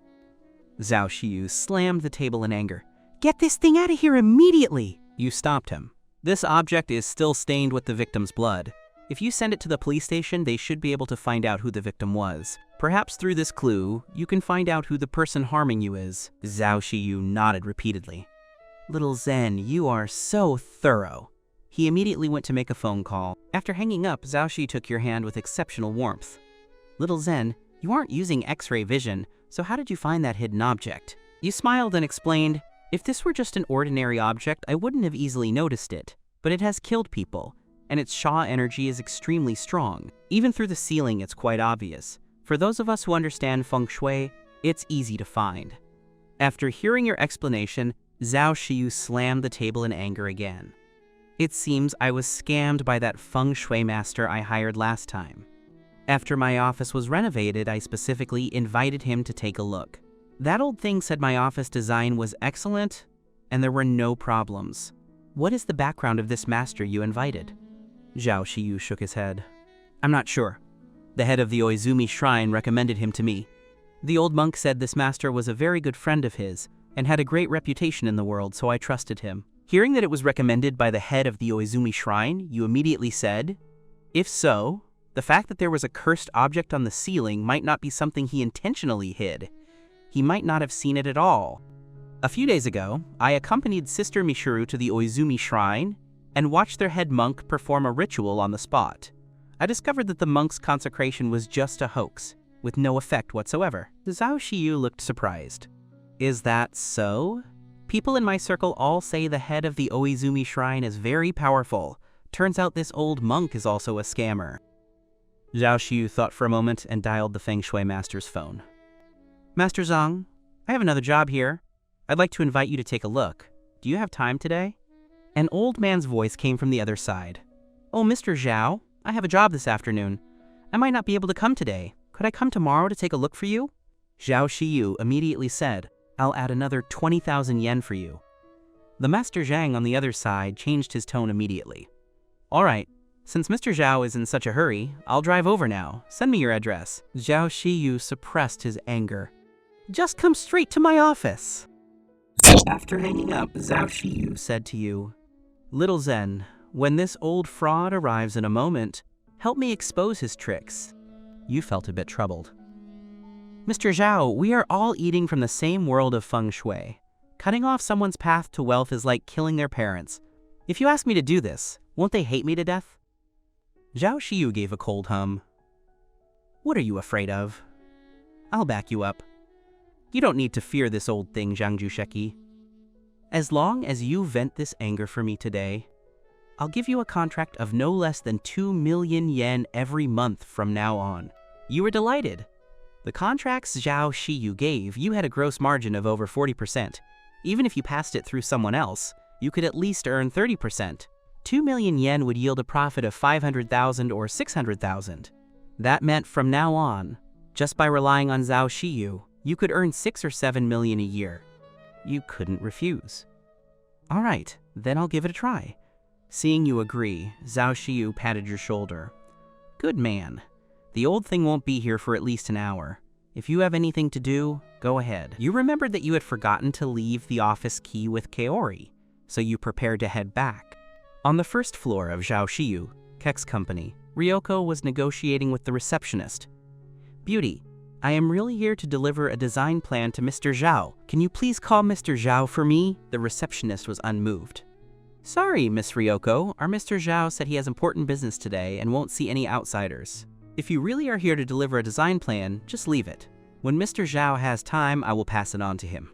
Ryoko knew Zhao Shiyu had already rejected her team leader, Sato Chan. If she left the plan, he definitely wouldn't look at it. Ryoko insisted on seeing him so she could try to fight for it one more time. She was confident that since she was pretty and had a good figure, Zhao Shiyu shouldn't have the heart to refuse her. But no matter what she said, the receptionist wouldn't let her in. Ryoko had been grinding her lips against the receptionist for over half an hour, with no effect. Just as Ryoko was thinking if there was any other way to sneak into the company, she saw a familiar figure come down from the second floor. Ryoko was stunned. Ren Ichinos, how are you here? You had intended to go back to give Kaori the key, and seeing Ryoko at the entrance made you frown. I'm here to see a friend about something. You turned and walked away. You had completely seen through Ryoko and didn't want to waste words on her. But Ryoko wouldn't let it go. Ren Ichinos, stop lying! You think I don't know what you're thinking? You must have heard that we are negotiating a big order with Mr. Zhao, and you want to steal our order, right? Ryoko let out a cold laugh. Ren Ichinos, you really overestimate yourself. With just a two-person company, you want to steal business from me? Do you know how many people our company has? Let me tell you, we have hundreds of branches nationwide, with over 1,000 designers. If you count the renovation workers, there are at least 5,000. A company that hasn't even been open for 3 days wanting to steal business from us? Ridiculous. You ignored Ryoko again. Back at the company, you gave the key to Kaori, and told her that if she had time, she should hire 2 designers online. You hadn't planned to hire them yet, but now that Zhao Shiyu said he would give you a monthly order of no less than 2 million yen, you decided to hire them immediately. That way, you wouldn't have to outsource the designs. Currently, the design plan you were using was still done by a friend Michiru Shiroi had found for you. After instructing Kaori, you hurried back. You had to help Zhao Shiyu expose the tricks of the scammer Zhang Jusheki. You didn't know what kind of tricks Zhang Jusheki used to fool Zhao Shiyu, but with your master's inheritance, you were confident you could expose him. You returned to Zhao Shiyu's company. After waiting for half an hour, you saw a little old man in a gray Chinese-style jacket enter. The old man had long hair and was carrying a toolbox, looking quite like a master. Zhao Shiyu didn't want the little old man to know they had discovered the cursed object in the ceiling of his office, so he received Zhang Jusheki in a different office. As soon as Zhang Jusheki entered, he apologized to Zhao Shiyu. I'm so sorry, Mr. Zhao, to have kept you waiting. I was just too busy today. It took me half an hour to convince today's client to reschedule, so I could come to see you first. Mr. Zhao, where do you want me to look at the feng shui? Zhao Shiyu said intentionally. I felt something was wrong with this office lately. A few days ago, a girl in our company broke up and jumped out of the window here, so I always feel a bit of negative yin energy in this office. Master, please take a look for me. Zhang Jusheki took a compass from his toolbox and circled the office in a pretentious manner.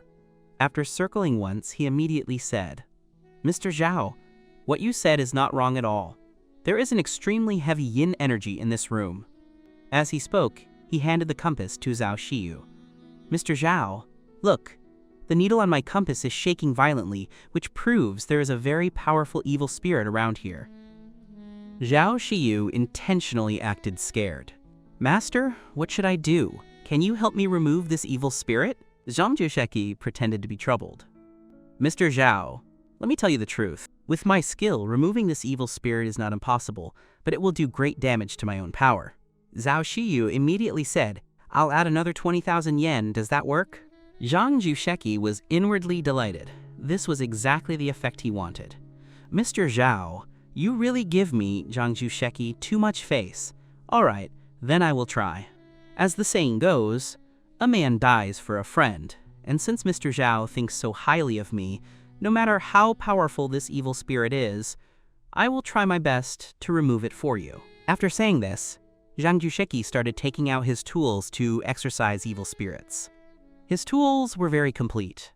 Not only were there pre-drawn talismans, cinnabar, and a peachwood sword, but also ritual rulers, ropes, and seals.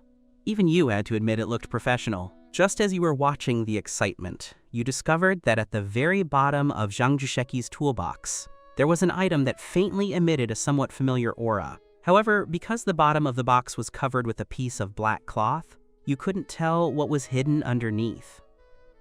Nevertheless, you soon discovered that this somewhat familiar aura was the same as the aura of the Peach Blossom Curse on Michiru Shiroi. That is to say, the thing hidden at the bottom of Zhang Jusheki's box was related to the mysterious person who had cursed Michiru Shiroi. The person who controlled this item of Zhang Jusheki's should be the very same mysterious person who placed the curse on her.